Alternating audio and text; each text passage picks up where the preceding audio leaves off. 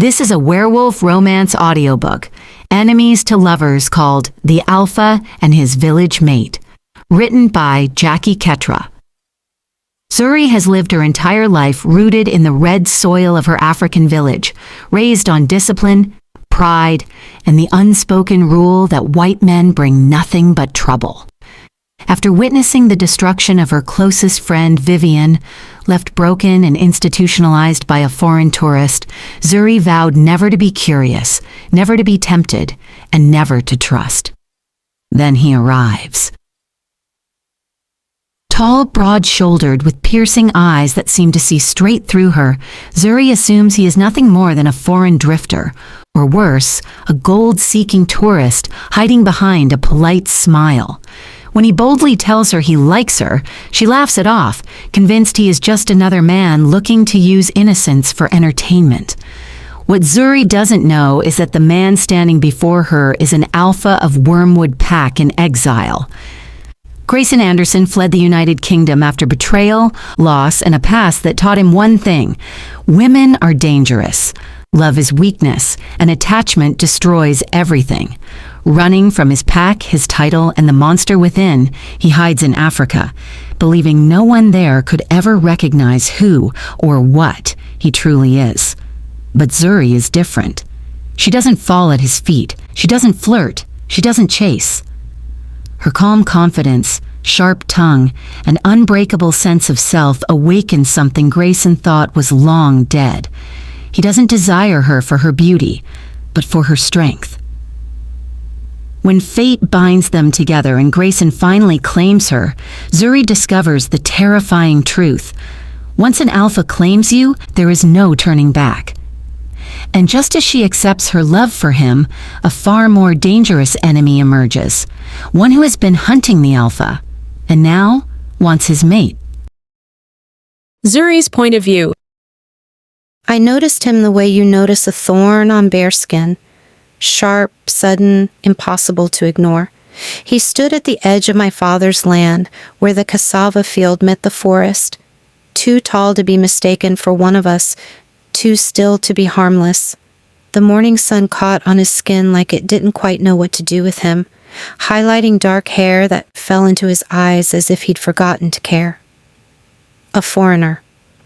My grip tightened around the basket of ground nuts balanced against my hip.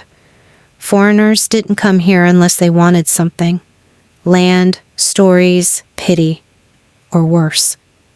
He wasn't dressed like the usual tourists who passed through the nearby town with cameras hanging from their necks and curiosity dripping from their mouths.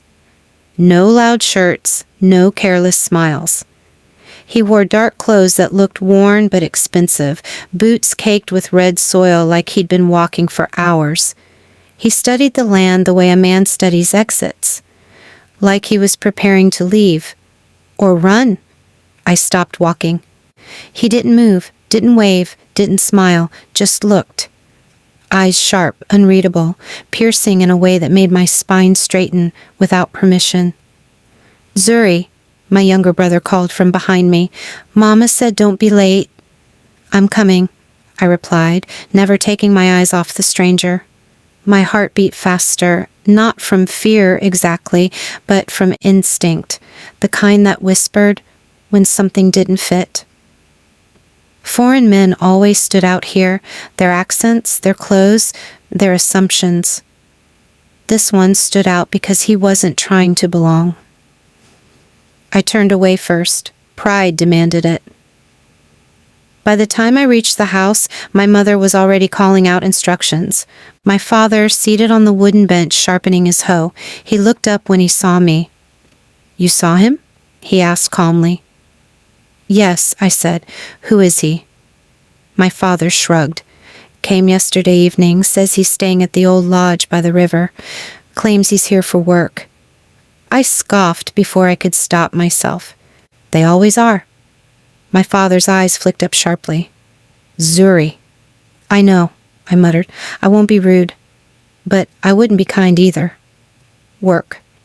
That was what they all said. NGO workers, conservationists, surveyors, men who came with clean hands and left with something stolen, Sometimes land, sometimes hope, sometimes people. Vivian's face flashed uninvited in my mind, her laugh bright and reckless before it dimmed into something hollow, before rehab, before silence. I pushed the thought away and focused on pounding ground nuts until my arms ached.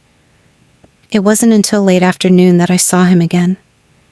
This time he was closer. Too close. He stood near the mango tree behind our house, sleeves rolled up, sweat darkening his shirt as he helped my father lift a sack of maize onto the storage platform. My father laughed at something he said, laughed, and that alone irritated me more than it should have. When the stranger turned and our eyes met again, something passed between us, recognition. Not familiarity, something sharper. He didn't smile. Neither did I. "Zuri," my father called, "come greet our guest." I wanted to refuse. My feet moved anyway. Up close, he was worse. Taller than I'd thought, broad shoulders, a scar along his knuckle like he'd learned the hard way how to fight. His eyes, gray, maybe blue, were too intense, like he was always listening for something no one else could hear. "This is my daughter," my father said proudly. "Zuri?" "Grayson," the man said, his accent smooth but restrained. British. "It's a pleasure." He extended his hand. I looked at it, then at him, then shook it briefly. "Zuri," I repeated, nothing more. His grip was firm but careful, like he was holding back. That too irritated me. "You're working here?" I asked flatly. "Yes." "For who?" "For myself," he replied after a pause. "I'm researching land use, conservation." There it was. "Of course." I nodded, unimpressed. "You won't find what you're looking for." His brow furrowed slightly. "And what do you think I'm looking for?" "People always think this land is empty," I said, and it isn't. Something flickered in his eyes then. Approval, maybe, or surprise. "I know," he said quietly. I didn't respond. I turned away, conversation over. But as I walked back toward the house, I felt it again. That awareness. Like his gaze followed me, not possessive, not greedy, just attentive. That night, long after the crickets began their chorus and the fire burned low, I stood outside staring at the forest line. I told myself I was being foolish. Foreign men didn't matter. Foreign men didn't stay. And yet, somewhere beyond the trees, I knew, without seeing him, that Grayson was still awake too. Watching. Waiting. And for the first time in a long time, I felt the unsettling sense that something had stepped into my life uninvited, and it wasn't planning to leave quietly. 24 hours. That's how long it usually took for the novelty of our village to wear off on outsiders. The dust clogged their pores, the silence unnerved them, and the lack of reliable Wi-Fi sent them scurrying back to the city lodges. Grayson was still here. I felt his presence before I saw him. It was a new, unwelcome instinct that had pricked at the back of my neck since yesterday evening. It felt like walking through tall grass knowing a leopard was nearby. A low-level hum of threat that made my skin tight. I was coming back from the river, the path narrow and winding through thick walls of elephant grass that towered over my head. The 20-liter jerry can balanced on my head was a familiar weight, grounding me, compacting my spine. The sun was already merciless, baking the red earth beneath my bare feet. I rounded a sharp bend and stopped dead. He was standing in the middle of the path. Grayson. He wasn't walking. He wasn't admiring the view. He was just waiting. Today, the expensive shirt was gone, replaced by a plain gray t-shirt that clung to him, damp with sweat across the chest and back. It did nothing to hide the sheer architecture of his upper body. He was ridiculously oversized for this landscape, a mountain of dense muscle and heavy bone that seemed to displace the air around him. He didn't startle when I appeared. He just lifted his head, those unsettling gray eyes locking onto mine with the precision of a rifle scope. "Zuri," he said. His voice was a low rumble that seemed to vibrate through the soles of my feet. I didn't respond. I wasn't going to give him the satisfaction of pretending this was a casual run-in. I stayed where I was, neck straight, the heavy plastic container kept perfectly balanced by years of practice. "You're blocking the path," I said. My voice was flat, stripped of any politeness my mother had tried to instill in me. He didn't move out of the way. Instead, he took a step toward me. The space on the path suddenly felt suffocatingly small. "That looks heavy," he said, nodding slightly toward the jerry can. It wasn't a question. "It is. Let me." He started to reach out, his movements deceptive. For a big man, he moved with a fluid, terrifying grace that belonged in the wild, not on a village footpath. I recoiled, stepping back sharply. The water sloshed violently above me, threatening to topple, but I snapped my neck straight, regaining balance with a sharp intake of breath. "Do not," I hissed, my eyes narrowing. "Touch me." His hand froze in midair, a muscle feathered in his jaw, clenched tight. For a second, just a fraction of a second, something dark and volatile flashed across his face. It looked like fury. Then it was gone, buried under a mask of carefully constructed neutrality. He slowly lowered his hand. "I was only offering help," he said, his tone even, but there was a strain beneath it, like a steel cable pulled too tight. "I didn't ask for it," I countered, holding his gaze. Most men, even village men, looked away when I challenged them like this. They got uncomfortable, or angry, or dismissed me as difficult. Grayson didn't look away. He seemed to drink in the challenge. His eyes tracked over my face, not with lust, but with an intense, analytical scrutiny that felt far more invasive. He was assessing my posture, my clenched jaw, the rigid line of my shoulders. "You don't ask for much, do you?" he observed softly. I asked to be left alone by tourists, playing pretend. The words were acid, meant to burn, meant to drive him back. He stepped closer. The scent of him hit me. Not cologne, not soap. It was something elemental. Sweat, heat, and underneath it all, something sharp and musky like pine resin and iron. It made my heart hammer against my ribs, a traitorous, instinctual reaction I hated. "Is that what you think I am?" he murmured. He was close enough now that I had to crane my neck slightly to keep eye contact. The sheer mass of him cast a shadow over me. "I think you are a man who doesn't belong here, looking for something to break because you're bored," I said, channeling every ounce of my hatred for what men like him had done to Vivian. "You come here with your guilt money and your empty questions, thinking you can fix things or save things. We don't need saving, Buana."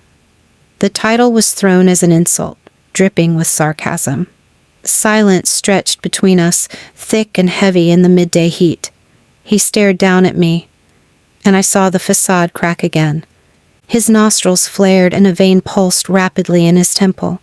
He looked predatory. There was no other word for it. He looked ready to snap his teeth. My breath hitched, fear finally icing through my veins. I was alone here. He was massive. If he wanted to hurt me, nobody would hear me scream over the buzzing of the cicadas. But then, he exhaled. A long, controlled breath through his nose. The violence receded from his eyes, leaving behind a cold, hard exhaustion. "You're right about one thing, Zuri," he said, his voice rougher now, deeper. "I don't belong here." He stepped aside, moving with that uncanny, silent quickness, clearing the path. I didn't wait for him to change his mind.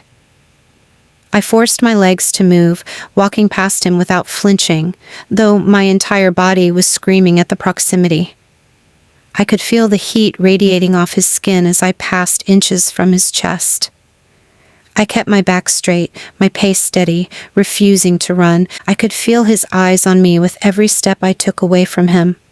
Just before I rounded the next bend that would take me out of sight, his voice reached me again, not loud, but carrying perfectly through the hot air. "Careful with that pride, Zuri. It's heavy. Someday, it's going to break your neck." I didn't turn around. I kept walking, my jaw clenched so tight my teeth ached. I hated him. I hated him for being here. I hated him for his strange, terrifying stillness, and I hated him for the way my body hummed with adrenaline long after I could no longer see him. He was right. The pride was heavy. But it was the only shield I had. I didn't go home right after the encounter on the path. I couldn't. My skin felt too tight, my blood humming with an aggressive energy that had nowhere to go. Instead, as evening deepened and the air turned an indigo blue, I found myself at Mama Oda's, a brightly lit open-air stall near the center of the village where the music was loud and the smell of roasted goat and stale beer hung thick in the air. It was where people came to forget the day's labor. I sat on a plastic crate in the shadows near the back, nursing a warm soda, watching the village exhale. My eyes drifted to the empty space at the table nearest the stereo. That was where Vivian used to sit. Before. The memory hit me like a physical blow to the ribs, stealing my breath. It wasn't a gentle remembrance. It was a violent tear in the fabric of my present. I remembered Vivian 3 years ago. She had been light itself, laughing louder than anyone, dancing with a hip-swaying confidence that made the village elders tut and the young men stumble. She wanted more. She wanted out of the red dirt. Then came the tourist, a blond man with a camera lens longer than his forearm and a smile that looked like salvation. He didn't look at her like she was a person. He looked at her like she was a National Geographic cover. He promised her the world. He took her to the lodges we weren't allowed to enter unless we were serving drinks. He filled her head with London, with Paris, with a life where her hands wouldn't be calloused by 16. I remembered the night she came to my window, 4 months later. The light was gone. She wasn't crying. Crying would have been better. She was just empty, hollowed out. He had left that morning, back to his real life, leaving her with a belly full of a child that wouldn't survive and a spirit broken beyond repair. The last time I saw her, in the sterile, peeling room of the district clinic, before they moved her to the institution in the city, she didn't know who I was. She just sat in the corner, rocking, flinching if anyone came within 3 feet of her. She was 20, and she was gone. I gripped the glass soda bottle until my knuckles turned white. That was what men like Grayson brought. They were parasites looking for a host. They fed on our vibrant, hopeful girls until there was nothing left but husks. A sudden shift in the atmosphere snapped me back to the present. The boisterous noise of the eatery didn't die down, but the tenor changed. Eyes shifted, necks craned. He walked in out of the dark. Grayson. He had changed his shirt again, now wearing a dark button-up that did nothing to minimize the threat of his silhouette. He didn't pause at the entrance, didn't scan the room with that hungry, tourist curiosity. He moved with economy, heading straight for a small, unoccupied table in the deepest corner, putting his back to the wall. It was a tactical position. I watched him from my own shadowed perch. He ordered a beer without looking at the server, his voice low. When it arrived, he didn't drink it immediately. He just wrapped a large hand around the brown glass, staring at the condensation sliding down the side. He sat with a stillness that was unnatural. He was surrounded by noise and life, yet he was utterly insulated in a cold, hard silence of his own making. He wasn't like Vivian's tourist. That man had been slick, eager to please, desperate to be liked by the locals. Grayson radiated a profound, do not disturb feel that was almost visible. A young woman, Beatrice, who worked at the tailor's shop and had a laugh almost as bright as Vivian's once was, noticed him. I saw the nudge from her friend, the whispered encouragement. She stood up, smoothing her skirt over her hips, and sauntered toward his table. She leaned over, a practiced smile on her face, asking him something I couldn't hear over the bass of the music. I expected the polite dismissal, the charming maybe later. I didn't expect the ice. Grayson didn't just reject her, he seemed physically repulsed. He looked up from his beer, and even from across the room I saw his eyes go dead flat. His jaw clenched so hard the muscle jumped in his cheek. He said something, one word, maybe two, that made Beatrice recoil as if he'd slapped her. The smile vanished from her face, replaced by confusion and embarrassment. She retreated quickly to her friends, casting nervous glances over her shoulder. Grayson didn't watch her go. He returned his gaze to the beer bottle, his shoulders rigid, as if the mere proximity of a woman was an agonizing irritant. I frowned. It didn't make sense. Tourists came here to consume our food, our culture, our women. But this man acted like everything around him, especially the women, was poisonous. It wasn't arrogance. I knew arrogance. This was something else. This was armor. He was barricaded inside himself, a fortress built of resentment and a cold, simmering rage that felt terrifyingly familiar. As if sensing my scrutiny through the smoke and bodies between us, his head snapped up. His eyes found mine instantly in the shadows. He didn't look away this time, and neither did I. For a long, stretching moment, the noise of Mama Ode's faded. It was just two predators staring each other down across a crowded clearing. I saw it then, past the size, past the foreign privilege, past the threat. I saw the wreckage in his eyes. It was different from Vivian's hollow emptiness. His wreckage was active. It was a burning ruin. He looked like a man who had survived a war but wished he hadn't. A chill walked up my spine that had nothing to do with the night air.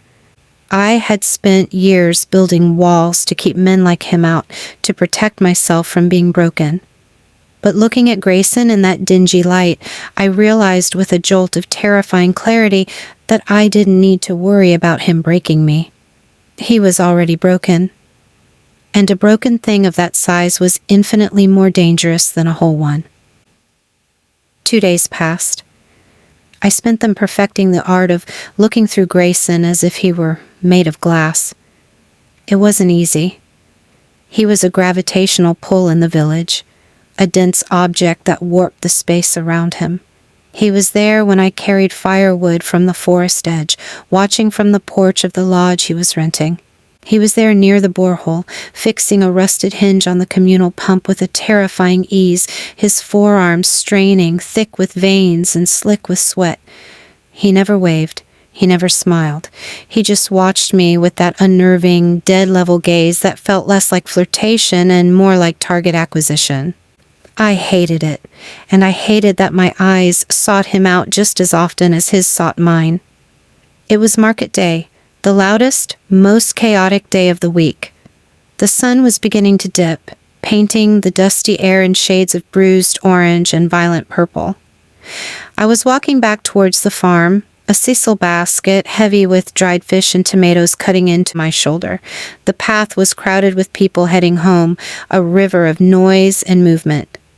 I didn't hear him approach over the din of haggling voices and bleating goats. I just suddenly felt the air change beside me. The heat intensified. The crowd seemed to instinctively part, creating a pocket of space that shouldn't have existed in the crush. Grayson fell into step beside me. He didn't offer to carry the basket this time. He seemed to have learned that lesson. He just walked, his long strides easily matching my brisk pace. I kept my eyes fixed forward, jaw locked. "Are you following me now, Bwana?" "We're walking in the same direction," he replied. His voice was low, dropping under the noise of the market rather than trying to rise above it. "There are other paths. This one is the fastest." I stopped abruptly, turning to face him in the middle of the thinning crowd. Dust swirled around our ankles. I was tired, hot, and my patience had evaporated hours ago. "What do you want?" I demanded, letting my hostility show plainly. "You stare at me. You intercept me on the road. You watch me at the bar like you're waiting for me to commit a crime. What is it you want to take?" Grayson stopped too. He looked down at me, his expression unreadable. He wasn't sweating despite the heat. He looked pristine and dangerous, like a weapon just unboxed. He didn't answer immediately. He studied my face, his eyes tracing the line of my jaw, the anger in my brow. It was intrusive, clinical, and deeply disturbing. "I watched you haggling with the fish vendor," he said suddenly. I blinked, thrown off balance. "What?" "The old woman. She tried to overcharge you by 20%. You didn't raise your voice. You just stared at her until she dropped the price below market value." "She was trying to cheat me," I said defensively. "I know." He shifted his weight, crossing his massive arms over his chest. The biceps bulged against the fabric of his black t-shirt, a silent threat. Most people would have gotten angry, or they would have paid it to avoid a scene. You just waited her out. You have an incredible capacity for stillness, Zuri. My heart gave a strange, painful thud against my ribs. This wasn't the usual script. Where were the compliments on my skin, my smile, the exotic beauty crap they all peddled? "Is this your research?" I asked coldly. "Studying the locals?" "No." He took half a step closer, invading my personal space, forcing me to tilt my head back to maintain eye contact. The air between us felt electrically charged. I could smell him again, that sharp forest scent that made my instincts haywire. "I don't like it here," he said, his voice dropping to a rough murmur meant only for me. "I don't like the heat, I don't like the dust, and generally speaking, I don't like people." His eyes darkened, the gray swirling like a storm cloud. But I like you." The words landed between us like stones, heavy, blunt, delivered without an ounce of romance or charm. It sounded almost like an accusation, like he resented the fact. I stared at him, my mouth slightly open. I had prepared myself for lust. I had prepared myself for condescension. I hadn't prepared for this stark, flat admission. It rattled me more than if he had grabbed me. "You don't know me," I managed to say, my voice tighter than I intended. "I know enough," he countered. "I know you're hard. I know you don't bend. And I know you hate me because you think I'm just like the others." He leaned down slightly, his face inches from mine. The intensity of his gaze was terrifying.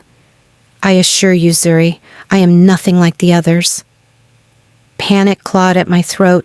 This felt too real, too intense. It felt like standing on the edge of a cliff in the dark. I remembered rule number 3. White men bring nothing but ruin. I summoned Vivian's ghost, wrapping her memory around me like armor. I scoffed, a harsh, ugly sound. "You think because you say it plainly, it makes a difference? You're all the same. You want something new to play with until you get bored. I am not a toy, Grayson. Go find someone foolish enough to believe you." I turned on my heel, my heart hammering so hard I thought I might be sick. I walked away fast, almost running, the basket banging painfully against my hip. I expected him to follow, to argue, to try and charm his way back in. He didn't. I didn't look back, but I could feel him standing there in the settling dust, watching me go. When I finally reached the safety of my father's compound, my hands were shaking so badly I could barely unlatch the gate. I went straight to my room and sat on the edge of my bed staring at the mud wall. I had rejected him. I had been cold, dismissive, and firm. I had done exactly what I was supposed to do. So why did his voice echo in my ears? Why did that flat, resentful confession, "I like you," make my skin burn? And why, Lord God help me, was I terrified that he might actually listen to me and stay away? My rejection of him should have felt like a victory. It should have felt like slamming a door against a storm. Instead, it felt like I'd trapped myself inside with the wind. For the next 24 hours, Grayson's low, rough voice replayed in my head on a loop. I like you. It was a stone in my shoe, a burr caught in my hair. It was irritating, intrusive, and terrifyingly confusing. I threw myself into hard labor to drown it out. I hoed the cassava patch until my palms blistered. I scrubbed the floors until my knees bruised. But every time I stopped to wipe the sweat from my narrowing eyes, I saw his face. That strange, intense sincerity that didn't match the tourist uniform. By late afternoon on the second day, the air was heavy, thick with impending rain. The clouds were bruising purple over the distant hills. I needed to gather herbs for my mother's poultices before the deluge started, specifically the dense patch of neem that grew near the rocky outcrop half a mile from the farm. It was an isolated spot, quiet except for the rush of the nearby river and the buzzing of insects sensing the coming storm. I relished the silence. It helped clear the static in my head.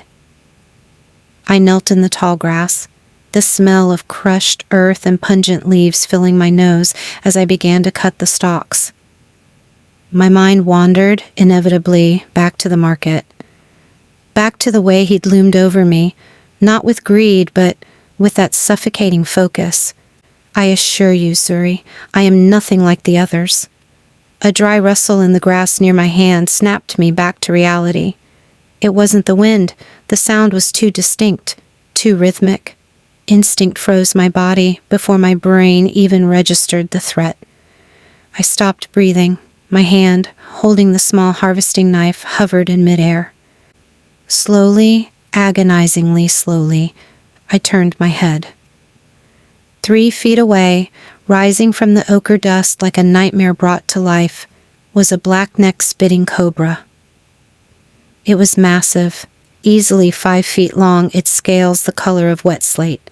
It had already spread its iconic hood, displaying the pale pink band across its throat. Its head was level with my kneeling face. Its small obsidian eyes were locked onto mine. A cold terror iced through my veins, paralyzing me completely. I knew what to do, stay still, back away slowly, but the primal lizard brain took over. My heart hammered against my ribs like a trapped bird. The snake let out a low, sinister hiss, its head drawing back slightly. It was preparing to spit. If the venom hit my eyes, I would be blind before I made it back to the path. Time dilated. I watched the muscles in the cobra's neck tense, the slight opening of its jaws. Then, the tall grass behind the snake exploded. There was a blur of motion too fast for my eyes to track. Something massive and dark slammed into the earth between me and the cobra. A guttural snarl tore through the air, a sound so deep, so raw and animalistic that it vibrated through the ground into my knees. It wasn't a human shout of surprise, it was a predator's roar of challenge. Grayson. He didn't use a stick. He didn't shout for me to run. He moved with terrifying, impossible speed. Before the cobra could strike or spit, Grayson's left hand shot out, snatching the snake just behind the hood with pinpoint precision. The cobra thrashed violently, coiling its thick body around his forearm, its tail whipping the air. Grayson didn't even flinch. His grip was iron. His face was a mask of cold, lethal concentration. His teeth bared in a grimace that mirrored the snarl he'd just unleashed. His eyes were ablaze, the gray swirling into something darker, wilder. With a grunt of effort, he stood up, lifting the writhing snake as if it weighed nothing. He strode toward the riverbank in 3 massive steps and hurled the creature out over the water. It landed with a splash in the swift current and was instantly swept downstream. Silence crashed back down on the clearing, heavier than before. I was still kneeling in the dirt, clutching my small knife, my breath coming in shallow, ragged gasps. My entire body was shaking violently. Grayson turned slowly to face me. His chest was heaving, the dark t-shirt strained across his shoulders. The veins in his forearms were corded ropes. He looked wild, dangerous. The veneer of the civilized British researcher had completely cracked, revealing something terrifying underneath. He took 2 steps toward me and dropped to one crouch, bringing his face level with mine. The intense wild light was fading from his eyes, replaced by a hard, urgent scrutiny. "Did it spit?" he demanded. His voice was rough like gravel in a mixer. I couldn't speak. I just shook my head jerkily. "Look at me, Zuri." He reached out, his large hands cupping my face. His palms were hot and rough calloused. He tilted my head back, forcing me to look at him. His thumbs traced the skin beneath my eyes, checking for venom, checking for damage. His touch was firm, clinical, almost rough in its urgency, yet careful. "Are you bit?" he asked, his eyes scanning down my body. "No," I managed to whisper, my voice cracked. He held my gaze for another second, his thumb still resting on my cheekbones. The proximity was overwhelming. I could smell the adrenaline on him, the musk of his sweat, and the metallic scent of the snake he'd touched. He wasn't breathing hard from exertion. He was breathing hard from fury. "You were too deep in the grass," he growled, the accusation sharp. "You weren't paying attention." The scolding stung my pride, pulling me out of my shock. I jerked my head back, breaking his hold on my face. "I was working," I snapped, though my voice trembled. I tried to stand up, but my legs felt like water and I stumbled. Grayson caught me instantly, his arm hooked around my waist, hauling me upright against his side. His body was as hard as granite. "Let go," I said, pushing against his chest. "You're about to fall over," he stated flatly. He didn't release me. Instead, he shifted his grip to steady me, his hand wide and warm against the small of my back. I looked up at him, my heart still racing, adrenaline sour in my mouth. I wanted to hate him. I wanted to scream at him for following me again. But the image of him moving, that impossible blurring speed, that inhuman snarl, kept flashing in my mind. No tourist moved like that. No man moved like that. "How did you do that?" I whispered, the words escaping before I could stop them. His eyes narrowed slightly. The shutters came back down behind the gray irises. "Do what?" "You moved. Too fast." "Adrenaline," he said shortly. It was a lie. We both knew it. He stepped back, finally releasing me, putting a careful distance between us as the first heavy drops of rain began to fall, sizzling on the dry earth. "Go home, Zuri," he said, his voice flat again, the wildness packed away, "before the storm breaks." He turned and started walking toward the path leading back to the village, not waiting to make sure I followed. I watched his broad back retreating through the rain. My hands were still shaking, but the fear of the snake was gone, replaced by a deeper, colder dread.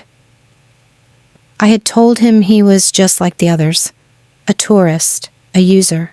I was wrong. Whatever Grayson was, he was something far more dangerous than a tourist with a camera. He was the thing that snapped back at the wild.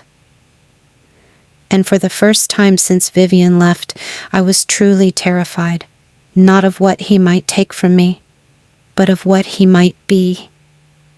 Sleep was an elusive ghost that night. Every time I closed my eyes, I saw the cobra's hood spread wide, the dull glitter of its eyes. And then, immediately following, the terrifying blur of Grayson's movement. My mind couldn't reconcile it. I knew what human bodies were capable of. I worked on a farm. I'd seen men achieve feats of strength born of necessity, but what Grayson had done in the long grass wasn't strength. It was something primal. It was the speed of a striking leopard, not a man in heavy boots. By 2 a.m., the silence of my room became suffocating. The air was cool after the earlier rain, smelling of wet dust and ozone. I wrapped a kanga shawl around my shoulders over my sleeping dress and slipped out of the family compound. I needed air. I needed to stop replaying the moment his snarl had vibrated through my own bones. I didn't intend to find him. The village was asleep, save for the inevitable chorus of crickets and frogs. But as I rounded the path toward the guest lodges, I saw the orange glow of the communal fire pit. Grayson was there. He was sitting on a low wooden bench, leaning forward with his elbows on his knees, staring into the dying embers. A half-empty bottle of amber liquid sat on the ground beside his boot. He still wore the same mud-streaked clothes from the afternoon, though the intensity, the wildness, seemed to have burned down fast, leaving ash behind. He heard me approach. He didn't turn his head, but his shoulders tensed almost imperceptibly. "You should be asleep, Zuri." His voice was rough, tired, stripped of the sharp edges it usually carried when he addressed me. "So should you," I countered, stopping a few feet away. The warmth of the fire was welcome against the chill night air. He finally looked up. In the firelight, the shadows carved deep hollows into his face. He looked older than I'd initially thought. The gray eyes, usually so piercing, were dulled by exhaustion and something else. Something that looked painfully like regret. "I don't sleep much," he said simply. He gestured vaguely to the bench opposite him. A silent invitation. Against every instinct that told me to run back to the safety of my bed, I sat down. The fire crackled between us, a small, safe barrier. We sat in silence for a long time. It wasn't the hostile silence of the bar or the charged silence of the market. It was a heavy, shared quiet. The kind that comes after a disaster, is narrowly averted. "Your hands," I said quietly, breaking the stillness. "Let me see them." He frowned, looking down at his large, scarred hands as if surprised they were still attached to his wrists. "They're fine." The cobra was fast. You might not have felt a graze. He hesitated, then extended his left arm across the space between us, turning his palm up in the firelight. I leaned closer, inspecting the skin of his forearm. There was dirt, dried sweat, and the faint red marks where the snake scales had scraped against him in its thrashing, but no puncture wounds. My eyes moved to his wrist, where a thick, jagged scar disappeared under the cuff of his sleeve. It was old, silvery white against his tanned skin, and looked vicious. A bite mark, but not from a snake. I realized my fingers were hovering inches above his skin. I snatched my hand back, flustered. "You were lucky." He let out a short, humorless laugh and dropped his hand. Luck had nothing to do with it. He took a swig from the bottle by his foot. It wasn't beer. The sharp smell of whiskey reached me. "Why are you really here, Grayson?" The question slipped out before I could police my tone. It was softer than I intended. He didn't deflect this time. He just stared into the coals. "Running." The word hung in the smoky air. "From what? The law?" He shook his head slowly. "From expectation, from duty, from a life that felt like a corset made of iron." He paused, his jaw working. "And from betrayal." The way he said the last word made my stomach tighten. It was the same tone I used when I thought about Vivian's tourist, a tone saturated with old, unprocessed poison. "A woman," I stated. It wasn't a question. He looked at me then, and the sheer bleakness in his eyes stole my breath. "Not just a woman, Zuri. My entire world. The people I was supposed to lead. The people who were supposed to be my family.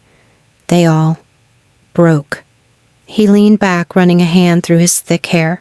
I thought if I came far enough, if I found a place loud enough and hot enough and different enough, I could drown out the noise in my head. I thought I could just be a man doing research. He looked at me, his gaze intense but strangely gentle. But you saw me today, didn't you? My heart gave a painful thud. Yes, I saw the monster behind the man. I saw you save my life, I whispered, dodging the true weight of his question. He held my gaze for a long moment, as if assessing whether I was lying to him or to myself. Then he let it go. You're different than the women back home, Zuri, he said quietly. Because I am poor and black, I said, defensive reflexes kicking in. No. He leaned forward again, his voice dropping to a murmur that made the hair on my arms stand up. Because you are real. There is no artifice in you. You stand in the dirt and you look the world in the eye and you tell it to go to hell. You don't bend. He reached out, not to touch me, but near enough that I felt the heat of his hand. Don't ever bend, Zuri. It's not worth it. The moment you bend to fit someone else's shape, you break. The words hit me with the force of a physical blow. He was speaking my own soul back to me. He was validating the armor I had spent 3 years painstakingly welding onto my heart. For the first time since he arrived, I didn't feel like prey under his gaze. I felt seen, exposed, yes, but understood in a way that was terrifyingly seductive. We sat there for another hour, as the fire died down to gray ash. We didn't speak again. We didn't need to. The air between us had changed.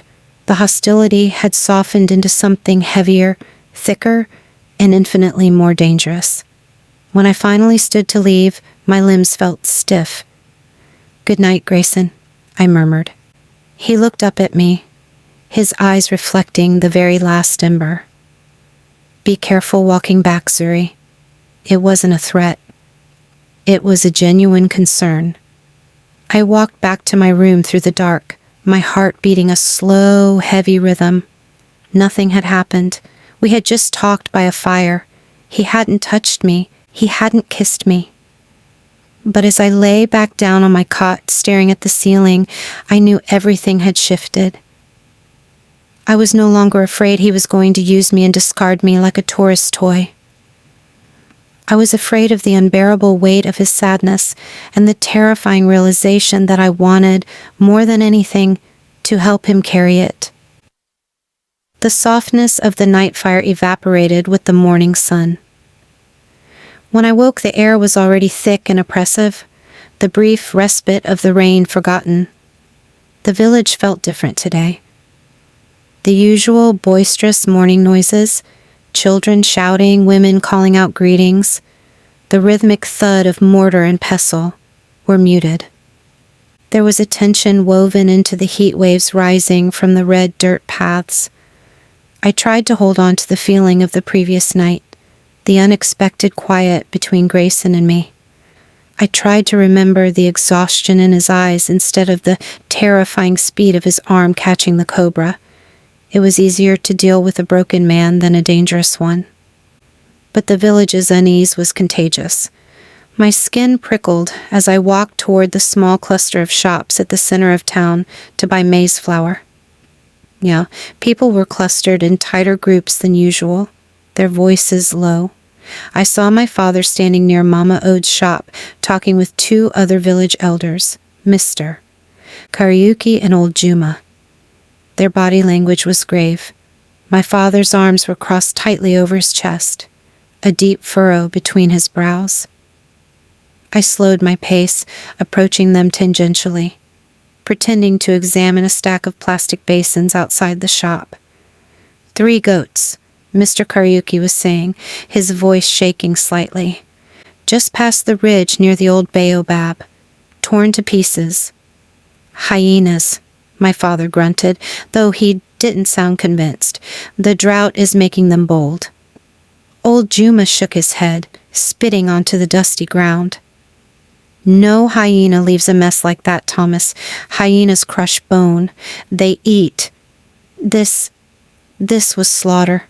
The throats ripped out, the carcasses left to rot. It was something else. A leopard then, my father argued, but his voice lacked conviction. Too big for a leopard. Juma insisted, his voice dropping to a husky whisper that I had to strain to hear. The tracks in the mud near the waterhole? They looked like a dog's, but massive, bigger than any ridgeback I've ever seen.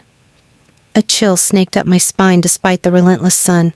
There were no wild dogs out here big enough to take down 3 goats just for sport. Some are saying, Mr. Karyuki hesitated, glancing over his shoulder toward the dense tree line that bordered the village. Some are saying it is something from the old stories. Something brought here by the strange winds. Superstitious nonsense, my father snapped, but I saw the fear in his eyes. I was about to step forward, to ask what they meant, when the air shifted around me. It was the same sensation I'd felt at the market, a sudden increase in pressure, a magnetic pull. Grayson. I turned. He was standing about 10 feet away, near the edge of the road. He wasn't looking at me. He was staring intently toward the forest, his whole body radiating a terrifying stillness. He looked nothing like the weary, vulnerable man by the fire last night. He looked like a loaded gun. His jaw was locked so tightly the muscle feathered beneath his skin. His shoulders were square, his chest expanded, as if testing the air. He wasn't just standing there, he was sentry. He turned his head sharply towards the elders, though they were speaking too low for normal human ears to catch from that distance. His nostrils flared slightly. He had heard them. I walked over to him, the plastic basins forgotten.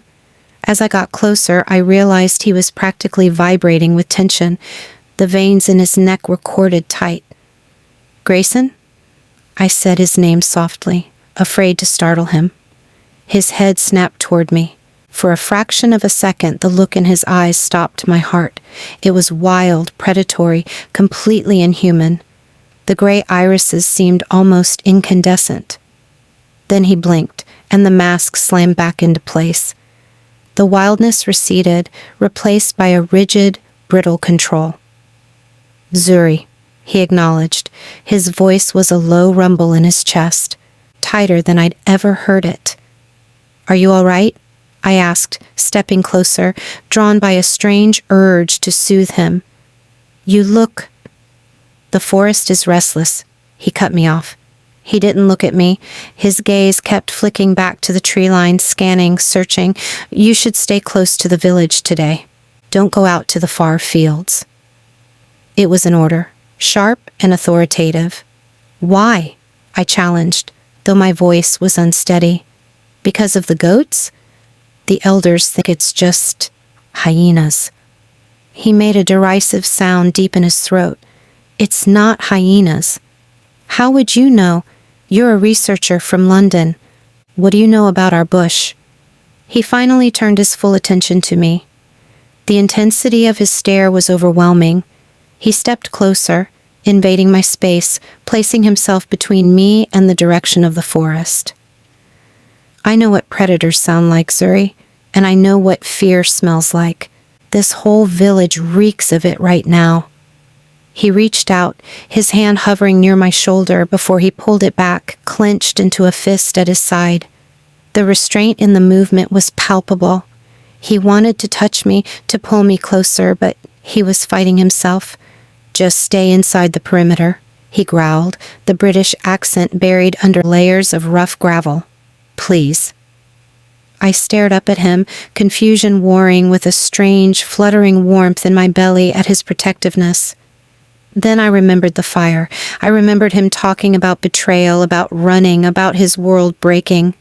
He's traumatized, I realized, the pieces clicking together in my mind. Whatever happened back in the UK, whatever violence had left those scars on his soul and his wrist, it had left him hyper-vigilant. The talk of dead animals, the tension in the village, it was triggering his PTSD. He was reacting to a ghost from his past, projecting danger onto the African bush. He wasn't a monster. He was a soldier carrying a war inside him that hadn't ended. The fear I felt ebbed, replaced by a wave of profound sadness for him. He couldn't escape it, even thousands of miles away. Okay, I said softly, stepping back to give him space, trying to diffuse the tension radiating off him. Okay, Grayson. I'll stay close. He let out a breath that sounded like a hiss of steam. His shoulders dropped a fraction of an inch. Good. He turned away from me, back toward the forest, resuming his silent vigil. He looked so alone, standing against the tide of an invisible threat. I walked away toward my home, the bag of maize flour heavy in my hands. I thought I understood what was happening. I thought I understood him. I didn't see the massive, oversized paw print in the dust just off the path near where Grayson had been standing. I didn't see that it was far too large for any dog, and that the claws had dug deep into the hard earth as if something heavy had launched itself into a run. I promised him. I promised I would stay close. And I meant to keep that promise. I truly believed Grayson was suffering from some deep-seated trauma, and the last thing I wanted to do was add to his burden. But promises hold little weight when a mother is screaming. It was dusk. The sky was a bruised purple, bleeding into an unsettling charcoal gray at the horizon. I was finishing up washing dishes outside our kitchen hut when Mama Elizabeth, our neighbor 3 houses down, came running onto the path. Her head wrap was askew, her eyes wide and glassy with panic. "Kofi! Has anyone seen Kofi?" Kofi was her 5-year-old son, a mischievous little boy with a gap-toothed grin who loved chasing the village chickens. "He was just outside," she gasped, grabbing my arm, her fingernails digging into my skin. "He was chasing that spotted dog. They went toward the East Ridge, toward the trees." The East Ridge, the boundary of the dense forest, the place the elders had been whispering about. "How long ago, Elizabeth?" I asked, my stomach dropping. 10 minutes, maybe 15. It's getting dark, Zuri. He's so little. The terror in her voice was infectious. My father was already out joining the search party near the market. Grayson was nowhere to be seen. I looked at the darkening tree line.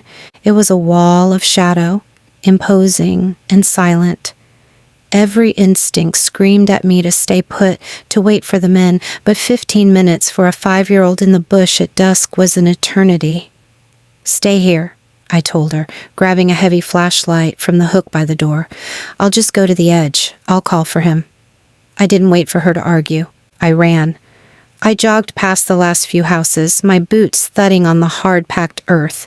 The air grew cooler as I approached the trees, the smell of human habitation, wood smoke, cooking fires, replaced by the dense, damp scent of mulch and vegetation. I stopped at the threshold of the forest.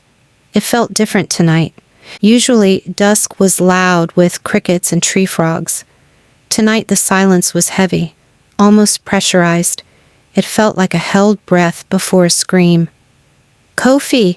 I shouted, swinging the flashlight beam into the shadows. The yellow light cut a narrow cone through the darkness, illuminating gnarled trunks and thick vines. "Kofi, come out! It's time for supper!" Silence. Not even the rustle of a small animal. I took a step in, just one, then another. Just a little further, I told myself, just to that clearing.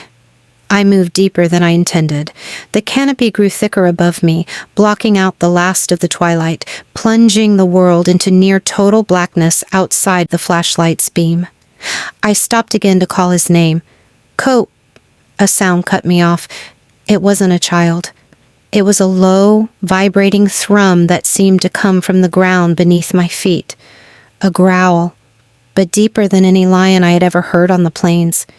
It was wet, guttural, and terrifyingly close. I froze. My heart hammered against my ribs so hard it hurt. Slowly I swung the flashlight beam toward the sound, my hand shaking uncontrollably. The light caught something 20 feet away in a patch of dense ferns. 2 eyes flashed back at me. They weren't the reflective green of a cat. They were yellow, burning with a cold, malevolent intelligence.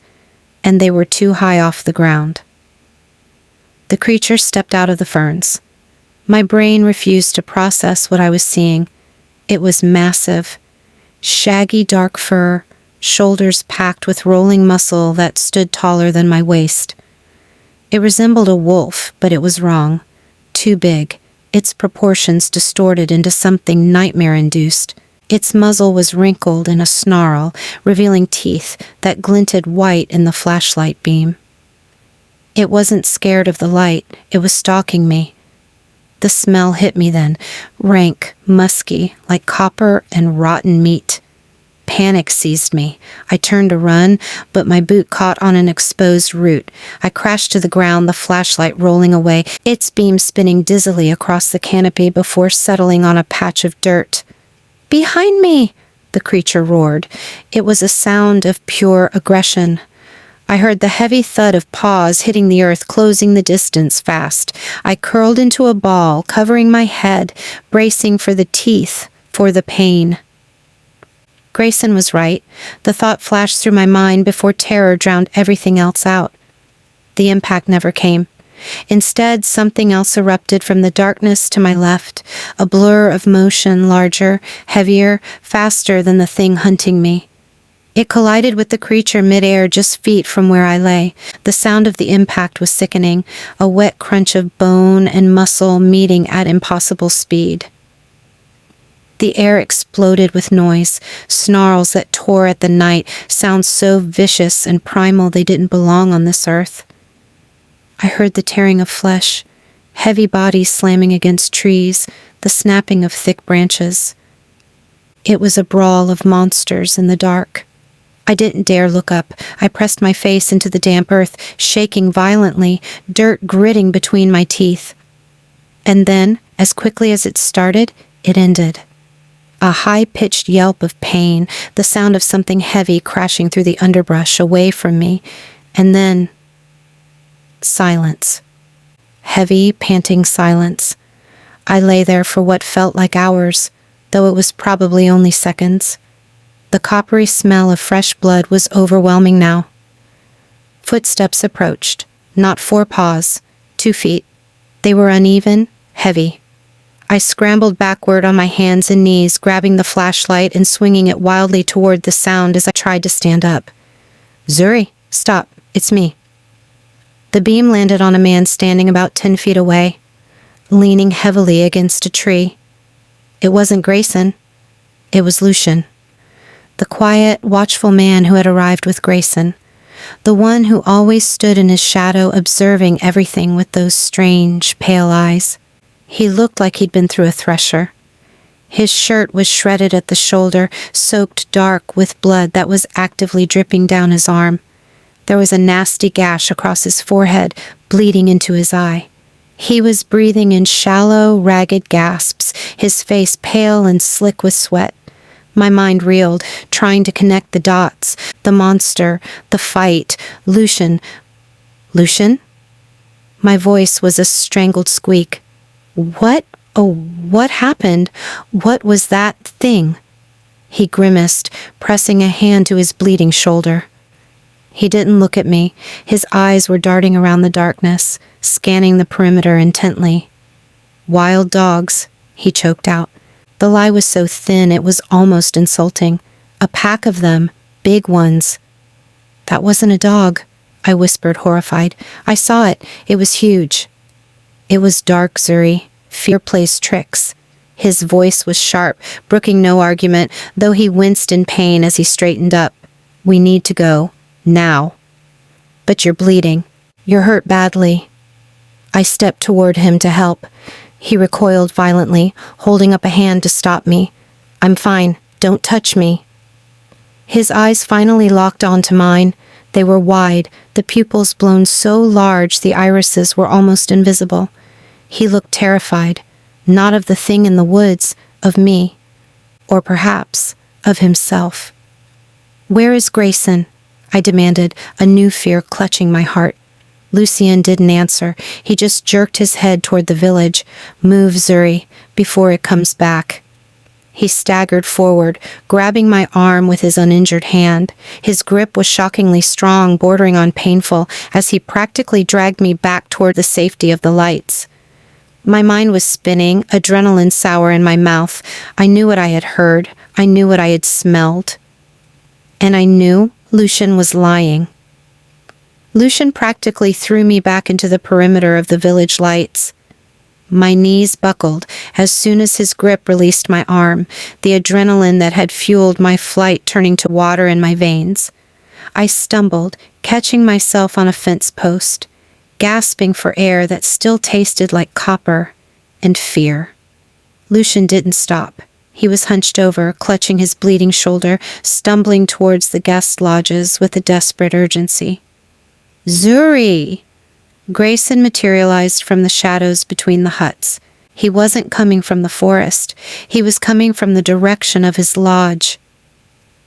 He reached me in 2 long strides, his hands gripping my shoulders, holding me upright.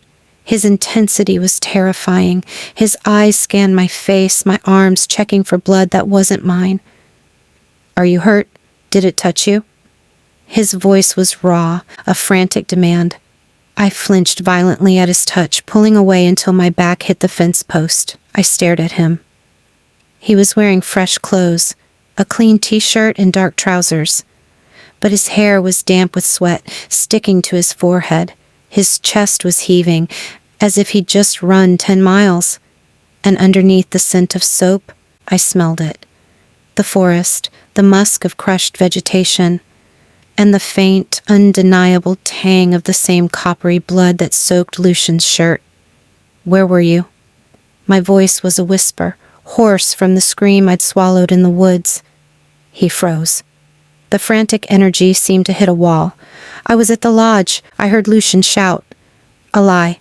The first brick in the wall that was about to slam down between us. Liar, I breathed. The word tasted like ash.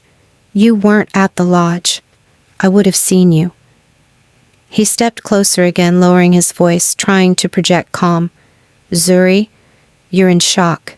You need to sit down. Let me get the medic. I don't want a medic. I want the truth. I pushed off the fence post, standing unsteady but furious on my own 2 feet. The image of those yellow eyes, the sheer mass of the creature burned behind my retinas. What is out there, Grayson? What attacked me? He looked away.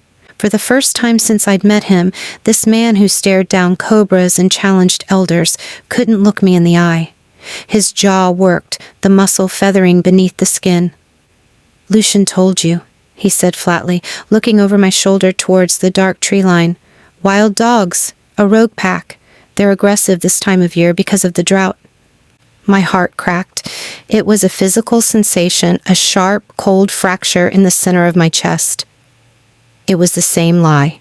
Rehearsed. Pathetic. Dogs, I repeated, my voice rising hysterically. You think I'm stupid? I grew up here.